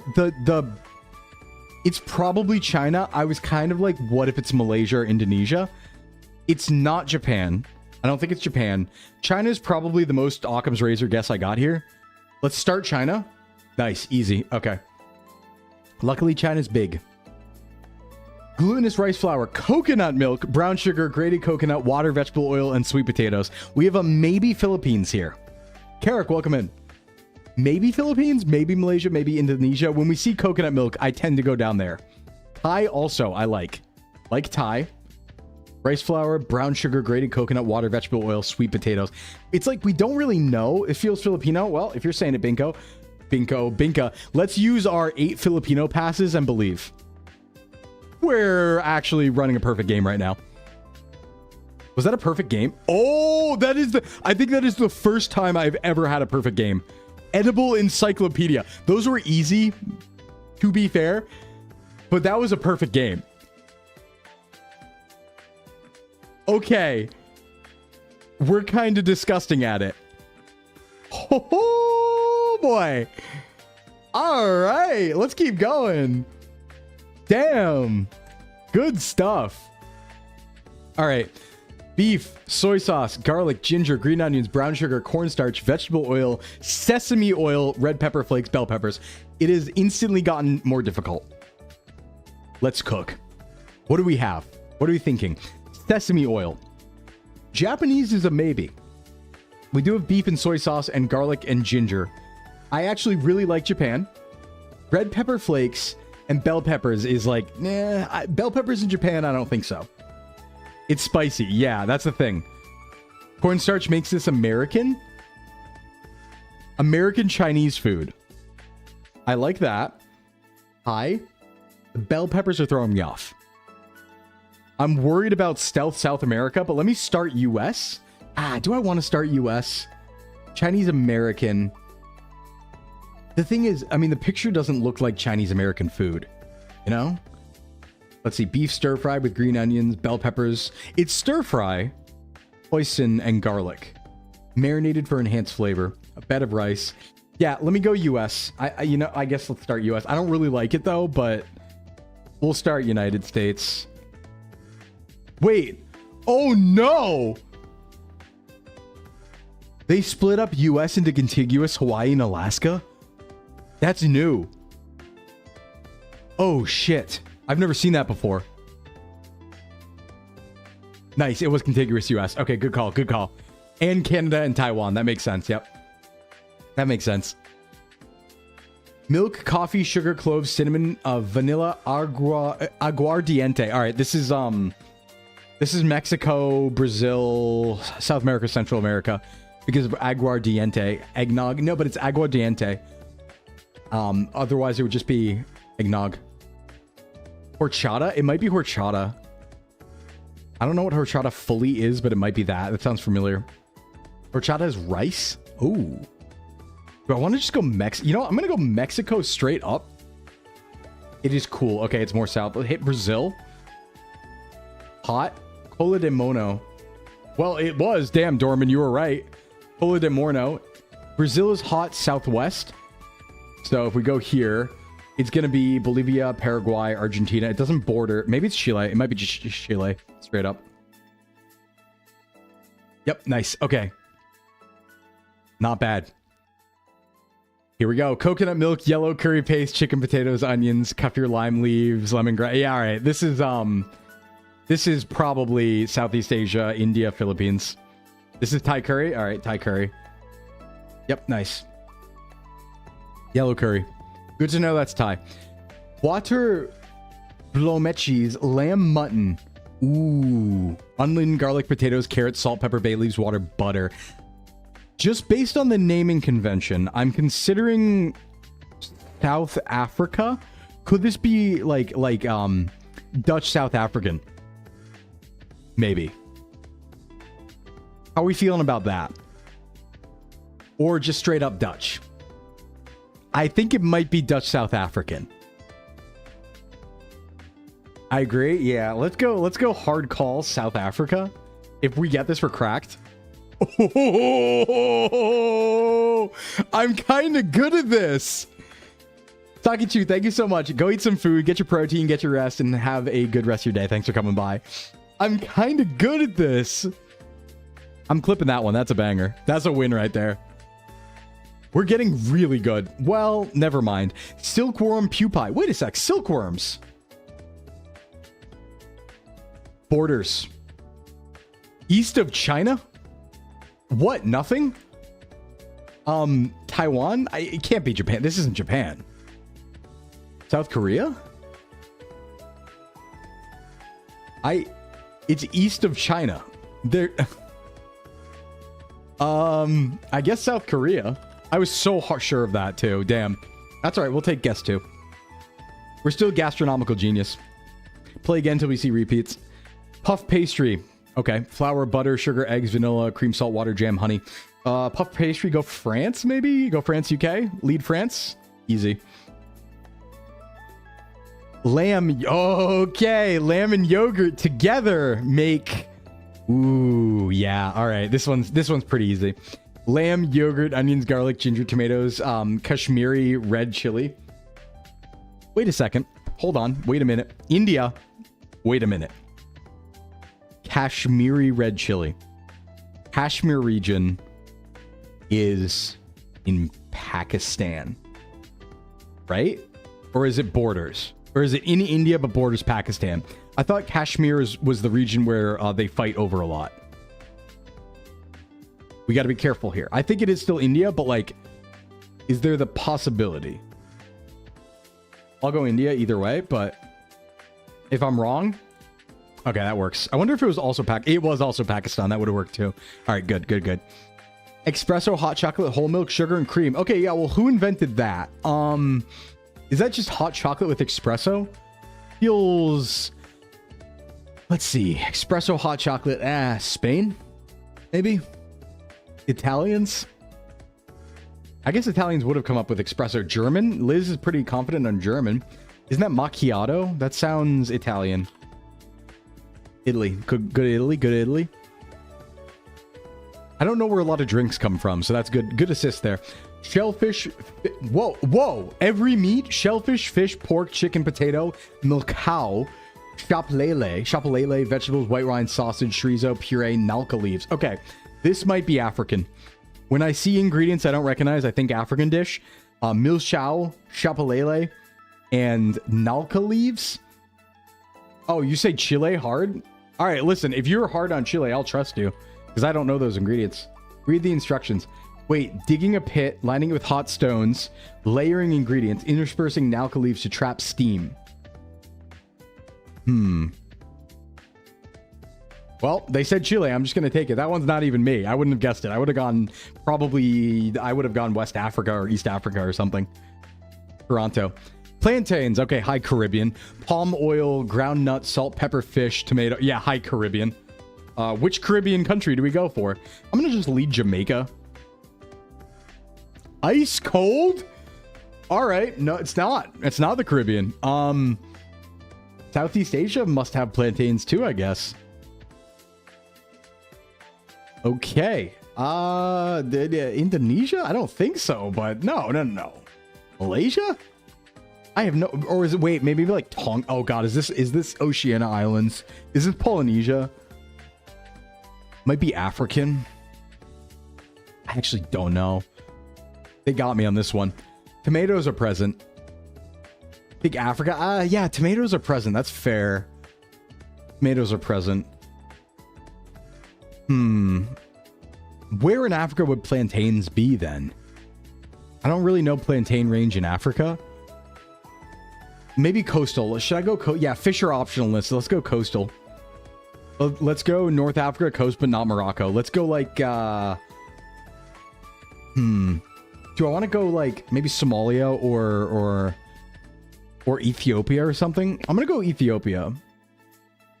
It's warm. It's Boli. It's west of Ethiopia. It's more inland. Okay. Chad. Hard Chad call? Chadnit? Chad borders. Wait, is it Niger? Or is it Nigeria? I think it's Nigeria, straight up. Okay, yep, we got it though. We did get it eventually. That was tough. Boli, kind of hard. Nigeria straight up though. Ground beef, tacos.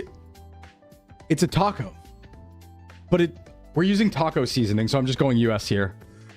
Yeah, that's an American. That's a that's an American taco right there. That's Taco Bell. That's American taco. It's literally taco seasoning. Like, come on. What are we doing? Uh-oh. Ground beef, onion, Worcestershire sauce. Wait. This is also US. This is a Sloppy Joe, isn't it? Yeah. It's a tavern sandwich. Thought that was a Sloppy Joe, but we won. Carrot, egg, sugar, all-purpose flour, vegetable oil, baking powder, salt, chocolate icing. Is it carrot cake? I don't know where that's from, but I assume cakes are usually France or the UK or Germany or something. I could go for a sloppy Joe. America for 3. I don't. This could be. You know what? Hat trick. This could be Midwestern. You're right. This could be Midwestern. Hat trick. It is warm. It's Mexican or Caribbean. It's warm southeast. Mexico? No, it doesn't border. What about, let's go Central American. No, it's carrot, not banana. I'd eat chocolate banana cake. It's carrot cake with chocolate.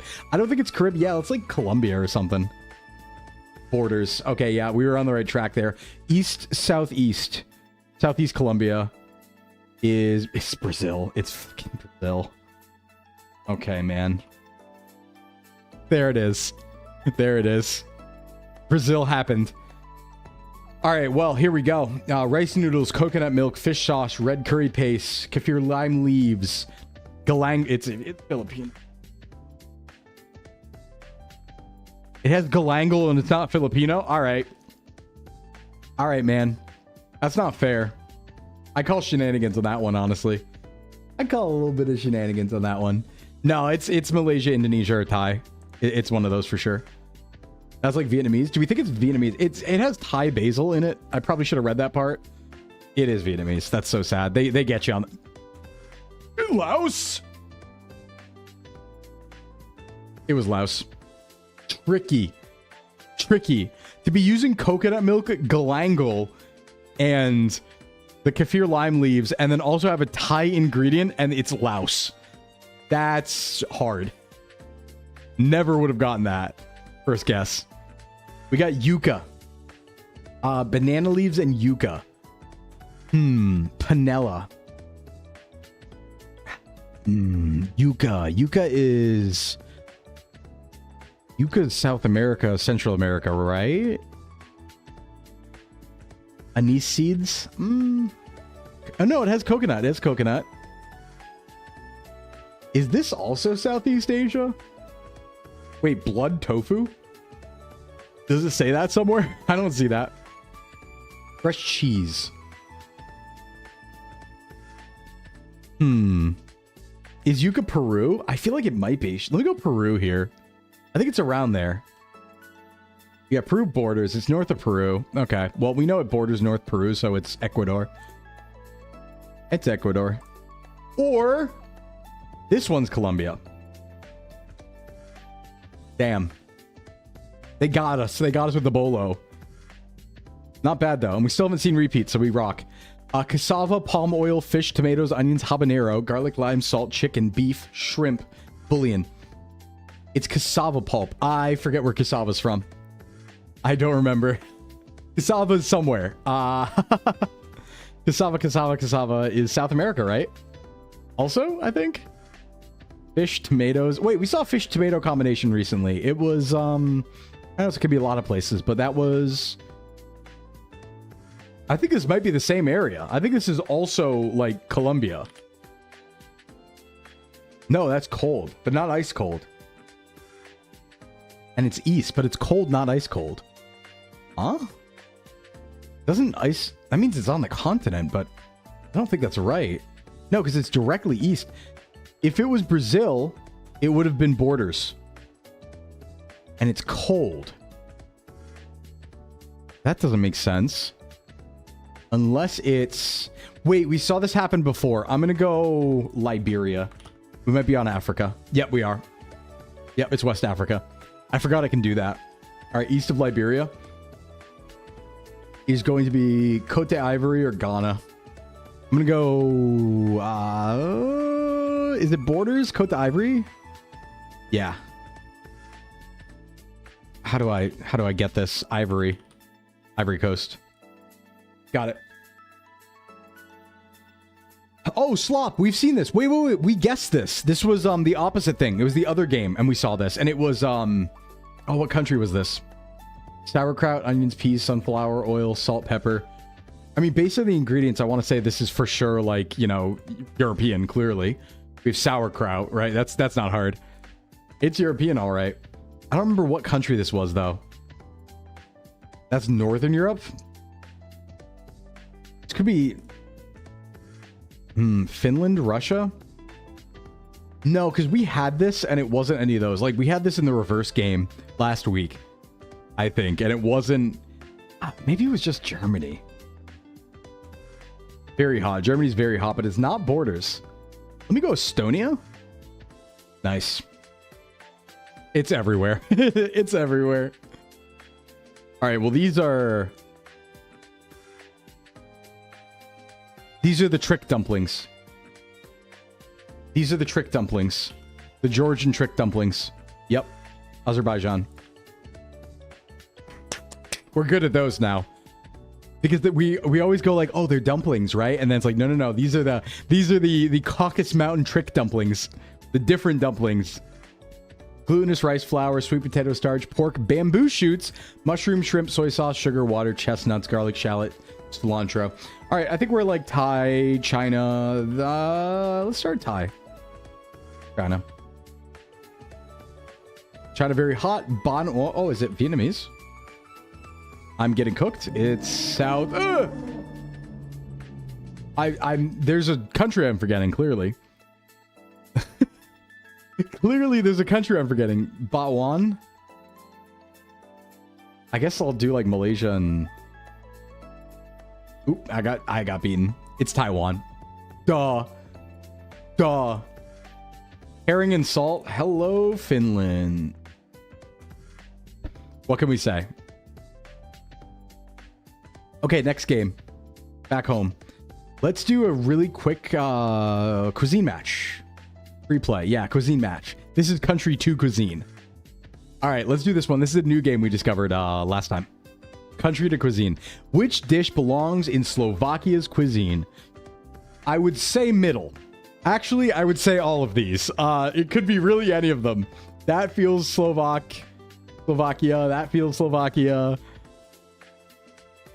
Right? I think it's either. But like the pickle and the egg is really making me think it's middle.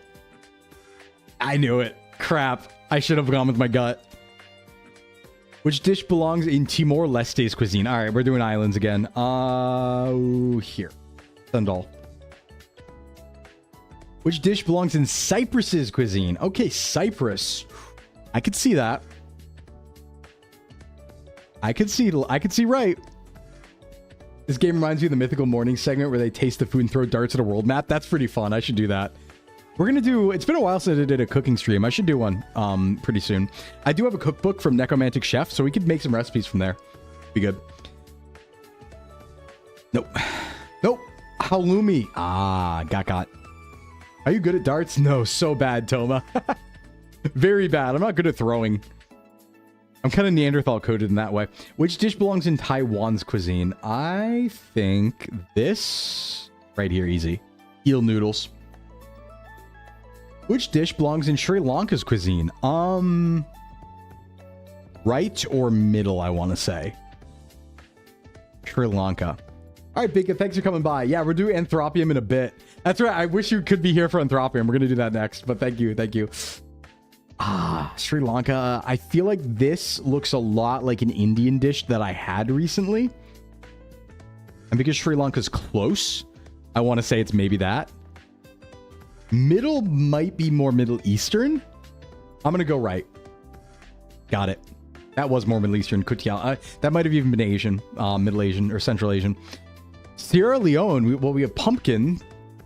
We have this and we have this. Sierra Leone. Could it be the pumpkin rice thing? Maybe not. Hey, Quachi, hear me out. S'mores topping brownie with Oreo cookies inside with M&M's and ice cream and chocolate shell syrup. Yes. In my mouth immediately. Thank you. In my mouth immediately. Sierra Leone, I believe, is in Africa. Pumpkin stew. Got it. Which dish belongs in Armenia's cuisine? Well, we know it's not that, so it's one of these two, and I'm going to go for Armenia right here. Here. Who is this? You went from looking like Squidward to now handsome Squidward, but dog. Hey, brown sugar. Do I look different? Slides 10 of them. Liberia's cuisine. Didn't we do this last time? Wasn't this one? Yeah, Kus.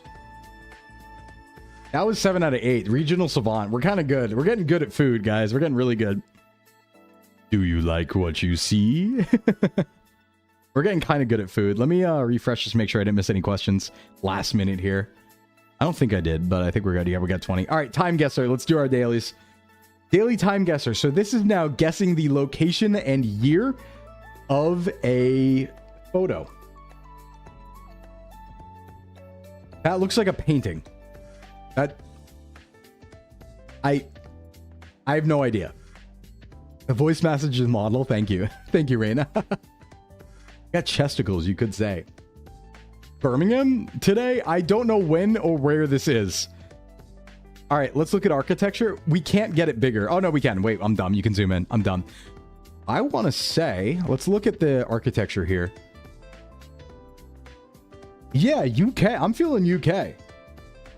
I'm feeling UK, actually. Looks like the Angle building in New York, but without the rest. Yeah, I'm feeling UK, honestly. Look at the lamps. I'm feeling UK. I just have no idea when because the resolution's really weird. And it might be colorized. Let's look for any... I mean, these are old gas lamps, right? What's that? That's like a pylon. Wait, that's a pylon. And this is... I don't know what this is, but those are old gas lamps. It does look like every UK book cover.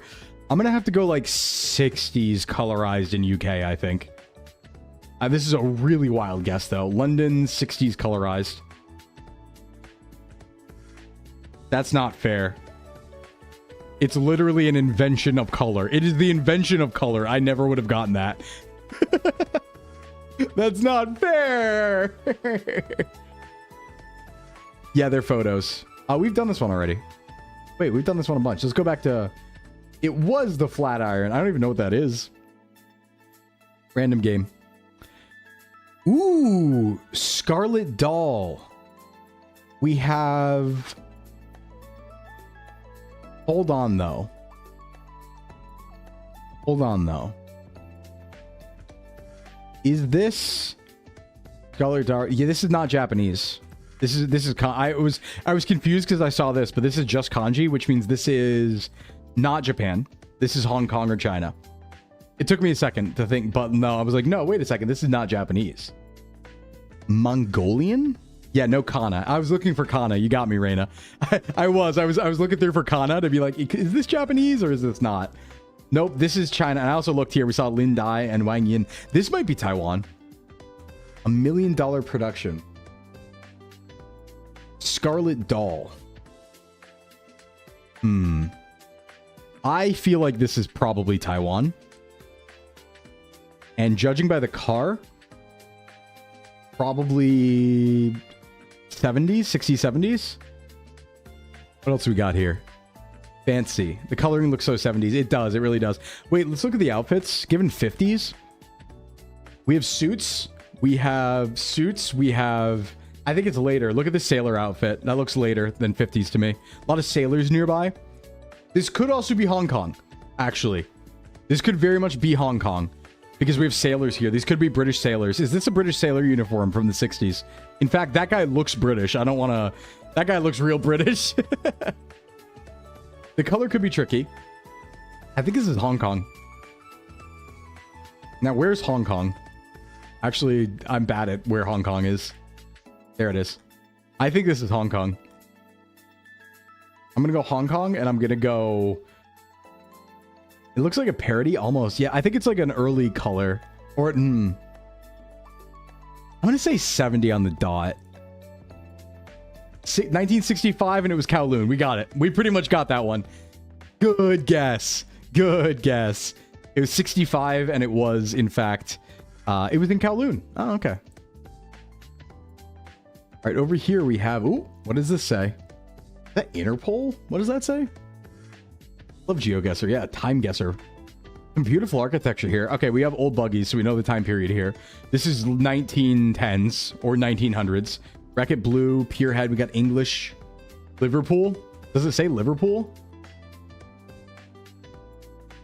Oldfields. Did it say Liverpool somewhere? Pierhead. It's 1910, right? Like... That's not even a Model T, is it? That's a... Wait, is that a horse carriage? I think 1905, 1910. And then we think Liverpool? I don't know where Liverpool is. Going to be 100. Essex, Southampton, Liverpool. Where's Liverpool? You know what? Let's do Birmingham for the bit because we always say Birmingham. And let's go. That's up north. Let's go 1908. 1906, and it was in Manchester. Not bad, though. Uh-oh. Another black and white. AC-14. Slow to right. Okay, we got English. We have U.S. Coast Guard. We got the Coast Guard doing a parade. And it is a horse-drawn parade. Looking at the Coast Guard uniform here. We're looking early 1900s. Easy. Yep, we got trams. Look at the outfit. This is 1920s. Did not know of time guesser, but I find this infinitely more interesting. It's a lot of fun, Mayari. It's a lot of fun. This is America, and this is 1920s, I think. Or 1910? The problem is her outfit makes me think 1920s. But, and we have trams, right? But, horse-drawn. I'm going to go 10. I'm going to go 1910. And I'm going to go... Oh, where, though? Late 1910s, maybe. And it's the Coast Guard, Capitol, and Library. Yeah, San Francisco did have good trams, but it says Capitol and Library. So unless that's a street name, this could just be DC. That's the problem. Oli Bali, thanks for the follow. Because Capitol makes me think... The way it's spelled, like, it's just like, well, that's got to be... the capital, right? Boston? Oh, hold on. We have something here. I don't think it's Boston. I would go San Francisco if it wasn't for capital. It could be DC trams. Company. Because it's library and capital. And this is a parade for the Coast Guard. So I think DC makes sense for being like, although it's not on the, well, it's kind of on the water. I'm going to say it's DC in the 1910s. It was 23 though. 23. Not bad. Not too far. Not too far. We've seen this one before. This was, we locked in on this one last time. We said this was returning after World War I and Arc de Triomphe, right? Is what we said. I remember we cooked on this one before. It was, we saw this exact one before and we decided it was Paris post World War I, but not World War II. And we said it was like 1919 or 18 or something like that, I think, Paris. Easy. Late 1910s because they didn't destroy the rest of the US tram system yet. Yeah, and the reason we figured that out... Uh-oh! Jump scare! The reason we figured that out was because the French uniforms weren't blue. And we were like, oh, they're the after World War I uniforms. They figured it out. Uh-oh! Is this just like... The Hindenburg wasn't a Nazi blimp, though. New York, 1938. Oh, was it really? New York? I think it is New York. Yeah, it is. This is Manhattan. 1938. Would that make sense? Was there a giant Nazi blimp over New York in 1938? Because this is for sure Manhattan, just based on the shape here, I think. I would want to say it's Germany, but I think you're right. This is New York. In fact... That's like one of the buildings, isn't it? I think this is New York. Is it just a... Hold on. What? What the... Wait. Is that a helicopter? Wait. No, that's a biplane. That's a biplane. Okay. That's a biplane.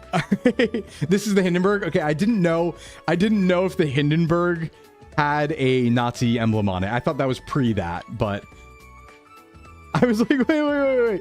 I thought that was pre that. That's why I was getting confused. I was like, I didn't think the Hindenburg, because I was going to go Hindenburg, New York. I just didn't know it had the emblem on it.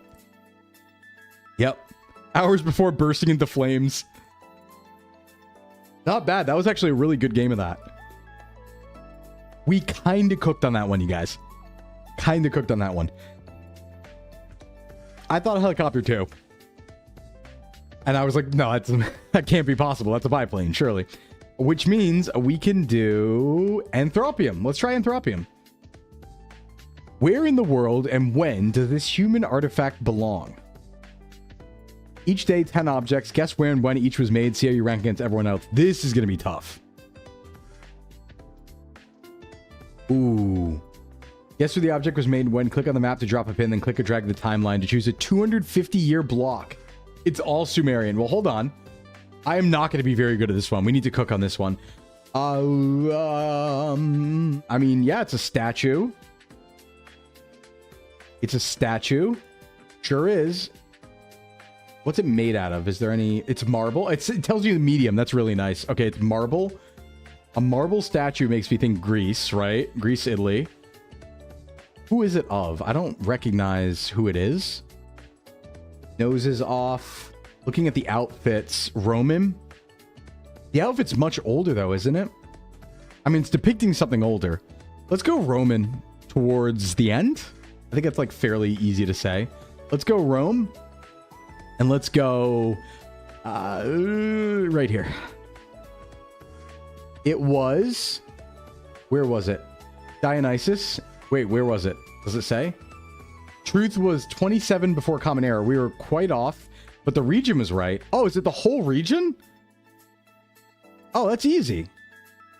All right, what do we got here? Oh, what is that? This is a... Wait a minute. I think I can do this one. Stick. This symbol right here, is that not a symbol in Islam? Or am I crazy? I've seen this before. Is this not the Wabajak, right? Is this not a symbol in Islam? Or is it like India? I'm looking at this spear of something. I don't recognize this creature man here.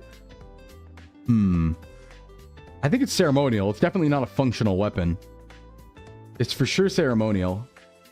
You'd go India? I kind of like India, yeah. I've seen this symbol before. That's what's throwing me off. It's like, I swear I've seen this symbol in like Islamic stuff. Is what's throwing me off. Eyes also open. I kind of like that, yeah. Hold on. Bronze, copper, and iron. Okay, it's bronze and iron. So it's Iron Age, at least. Kind of ornate. I kind of like the idea of this being like an Indian scepter. Has a lizard at the bottom. I kind of like the idea of this being like an Indian scepter of some kind. Let's go near Nagpur. And let's go like... I don't know my Indian timelines at all. But we want like... Yeah, India, Iran, I like. Iron Age. Right? Because we have bronze and copper and iron. So... Dark Age India? Ooh, West Africa. The Rattlestaff. And it was... Wait, when was it?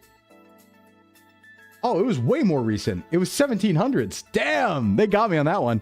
Yeah, I know nothing about old artifacts, so this is like all new to me. But it's very fun. Hey, Hakuya, what's up? How you doing? Welcome. How's it happening, Hakuya? What's chilling? Ooh, now this is what I believe to be an African shield. Oh yeah, ivory.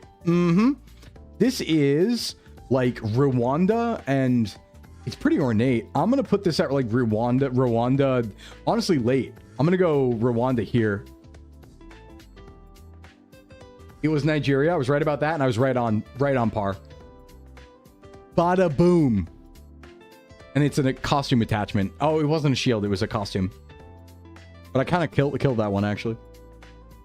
What do we have here? Ooh, hello. That's a polar bear. These are Inuit of some kind. Caesar's gonna get me. No! That's Canada? This is basically like the British plundered this. Yeah, this is like, I mean, this is clearly like Inuit or Northern or something like that. Northern Native American, very Northern. Has to be Canada. What if it's Europe, though? What if it's like really Northern Europe in Russia? Yeah, or Greenland. I like Canada, though. I do like Canada. I have no idea when. What's the walrus ivory? Yeah, I have no idea when. But the problem is, I feel like this could also be up here or here. Canada or Alaska? Yeah, let's go Canada. Let's go Northern Canada. Let's go... I don't actually know the range of tribes here, but I'm going to guess like far up north region. And time, I have no idea. This could be anywhere because it's like ivory and stuff. I have no idea. Walrus ivory. Yeah, the polar bears were a tip-off. It's all rocks up there. Yeah, because walrus ivory. Good point on Alaska. Yeah, maybe I should just go Alaska. That's like safer, right? I have no idea on time. I have to go like, I guess. Yes, 14 to 1600. Okay, I'll trust that. I'll trust that. I'll trust that. It was, oh, the very end of the 1800s. Very end. They're on mounts. I didn't consider that. Yeah. All right, let's see. Ooh, look at this tapestry here. Pretty. Symbology. What do we have? There's a, that's right region. Yeah. What are we looking at? Look at all the images. Yeah, they're all different colors. Hey, what's up, Dazed? I feel like this is also maybe India. There's some iconography here that feels like, yeah, like India-ish. I don't think it's a clown. Yeah, what's it made of? Good question. Silk. Yeah, it's silk. Okay, metal wrap thread, lampus. I think Indian too. There's a vibe about it. And it's also silk. So it'd be on Silk Road, right? How old is this looking? It's actually not looking that old. I think this is probably like fairly not that old. Maybe like 1700s or something. Yeah, we're dealing with East Asia. We're dealing East Asia. Yeah, but Silk Road, right? So it could have come... With silk, it could also be Chinese. I feel like the iconography is not exactly Chinese. I think this is Silk Road issues. So I think we're in India. And pass through.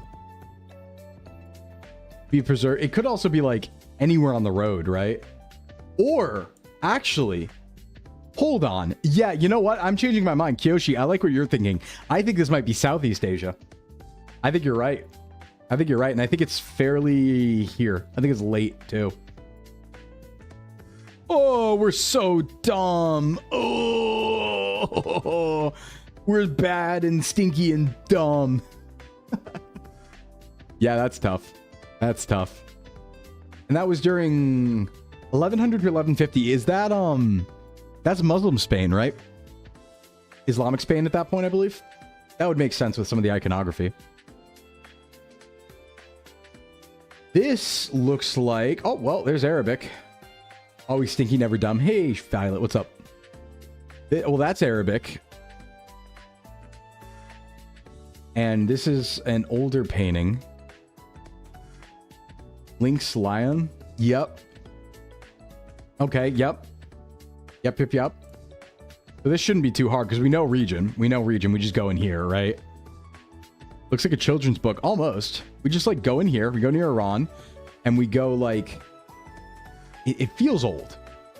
Like this is kind of what like Middle Age and Dark Age European paintings look like. So maybe... It could be Spain again. Actually, Spain again is tricky. The feline in the hair. Maybe. Actually, I like your thoughts. Like children's book. We go here. All right, it was a little later, and it was a little more... east? West? One of those. It does have colors, yeah. Oh, my. Okay, well, that looks to be... It's Asian. This is the top... Wait, no. Cyprus. This is not a... This is... Yeah, don't do it, guys. Don't do it. It is flared, but don't do it. It's too pointy. It's made from Cyprus. I think this is actually like secretly... This isn't... At first I thought this was like Chinese or Japanese or something, but the shape of this at top feels more like Central Asian. And because it's made of Cyprus too. I feel like... Don't tell me what to do. Okay, yay. I feel like this is maybe Egypt almost. Oh, it doesn't look very Egyptian. Turkey? You know what? Turkey. I'm going to go Turkey, Lebanese, right around there. I'm going to go like Cyprus, Lebanon, Turkey. And I'm going to go like... It's pretty old. I'm gonna go 1 BC. It was not pretty old. It was also Japan. Wow. Okay, hold on. I could have sworn that the bulb at the top was not a Japanese thing. Like where it's bulbed on the top here. Like if it was just this structure, I would have thought East Asian. But that bulb made me think it was more like, because you can see that type of like design on mosques sometimes. That's surprising. 1 million pagodas. Kyakumanto. That's a okay. All right, so this is that guy's eating that guy's head. Thailand, yeah, that too. There's zoom controls top left. Yeah, I can zoom in more. That's right. I forget you guys are on an even smaller screen. All right, so we have tigers. We have, that is a multi-armed deity right there. This is India. It's just India. Probably. Just India, and it is, I don't know when, but it looks fairly damn old. I'm gonna go India 600s or something like that. I'm gonna go Indus Valley, like, or maybe even older. Do I go like, I'm gonna go like old. I'm gonna go old as hell. It was way later. It was way later. That's tricky. How am I supposed to know that's 1600s? I guess maybe because of the equipment, because that's like a pretty modern... I should have thought about that. That's a pretty modern sword with a scabbard. I didn't think about that. Oops. This is... looks Asian to me. It's ceramic and pigment. Looks some flavor of Asia. What's the symbol in this hat here? Is that a fish? Me in the morning. It looks like fins, right? That looks like almost like a fish fin thing. I really don't know, you guys. This one's escaping me. Mongolia. Fins and corals. That's the thing, is I think it's ocean because it looks like, oh, is it lotus? I think it's lotus. Looks so much like fins though. Especially because this looks like scales. I think this is fish. That doesn't really give lotus to me because of the scales. Hey Jen, thanks for the stretch. I don't know. I guess it does look like a half lotus, yeah. Merman. Where would this be though? I don't know. I'm really lost on this one because I feel like it could be like anywhere in here. Anywhere down here too. Upper China close to Mongolia. Okay, let's go there. Upper China close to Mongolia, and we'll go pretty far back. Get a nice 1,000. Mexico. Never would have guessed. Never would have guessed. Ooh. Oh wow. That's that's pretty modern. Damn, that's like a cadaver. All right, and there's a skirt of some kind. The other sides here. What are these symbols? That is a language of some form. I've seen it before. I just don't know. I can't place it. But that's definitely like Ron. Is that like oh god. Yeah. What's the language between what's the language between like Farsi and you know, cuneiform? Egypt. That's an old language. It does look Egyptian too, yes. But it's the language places the time. Are those hieroglyphs? Oh, they so are. Oh, they didn't look like hieroglyphs from the side. Okay, yeah, no, those are just straight up hieroglyphs. All right, yeah, bet. Now, see, if Binka was here, Binka could tell us the exact year because of wait, is it Aramaic? Or is it just straight hieroglyphics? Or is Aramaic the spoken version of hieroglyphics? Because Aramaic's older and from here more. But I mean, the area is probably fine. Either way, this is ancient as hell. And it's actually very well done, unless this is a modern thing. So I'm gonna go way back here. Even older. I should have gone way older. That's right, this is pyramids, actually. That's Old Kingdom pyramid building era. I should have gone way older. I'm silly. I am top 85%. Yeah, we'll take it. We'll take it. That's pretty fun. That's a good game. That's pretty fun. Can I play another one? Is there another one? No, 10 rounds a day. I can't do like a general any game. That's too bad. We'll take a B. We'll take a B on that one. I'd say so. All right, cool. Not bad, not bad. There's Babylonian as a language as well, unless I'm making stuff up. Yeah. Yeah, I got to read up on my Aramaic. You know, I was wandering at that point. I'm lost in the sauce. 500,000 artifacts. I think it's all from like the Met Gallery and stuff. So yeah, there's a bunch there. We'll play that weekly too. That's a lot of fun. All right, we're going to end a tiny bit early today, guys, because I think I'm losing my voice actually. And I need to rest for tomorrow. So we're going to have another stream tomorrow, of course. Normal time. I don't know what we're doing just yet, but I'm cooking something and I'll finally have time to cook that something tonight and tomorrow. So come by tomorrow at noon for another good one. Thank you so much for being here today, everybody. I had a lot of fun. We got some good yaps in and stuff like that. And yeah, we're going to get to that point where we can start doing like more advanced streams and stuff. So thank you all for coming. Stick around for the raid, everybody. On the YouTube side, I believe you're going over to Gale from FSP, if Gale is still live. I'm not sure. Let's find that out right now, and then we'll find someone on Twitch. I need more YouTube. Like, the only YouTube side VTubers I know are, like, the Hollow Stars, the FSP guys, and the Niji guys. And so, like, that's my only YouTube side following list right now. And I'm like, there aren't that many streams to pull from for raids. So I'm like, only Xander and Gale are usually on after me. Let me see if Gale's on right now on YouTube side. Scheduled. I'm going to assume it's live. I'm going to assume it's live. Whoa! Wolfram! Wolfram, thank you for the 10 gifted to the community. Thank you so much. Thank you to the gifted to drum roll. You're on early tomorrow too. Oh, I almost forgot. I am on early tomorrow. I'm not streaming early though. Yeah, don't go yet. I forgot to say that.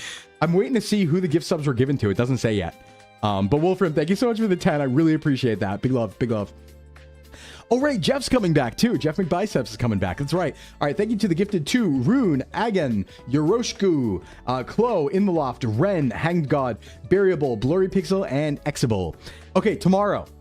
Let me get it straight. Tomorrow. We will not be live, but I will be over on Malfina's channel for Water Park Sim with Malfi and Snoozy from my agency. And we're going to be over on Malfina's channel at 10 a.m. And then 2 hours later, I'll go live at my normal time here. And then right after stream tomorrow, once we raid out, we're going to go to Discord for a Discord watch along of Thunderbolt Fantasy Season 2. So a lot tomorrow, 3 things tomorrow. So if I don't see it at 10 a.m., I'll see it at noon tomorrow. Okay, let's go to Gale on YouTube. I think it's going to go over there. And to Gale. Boom. I assume Gale's on.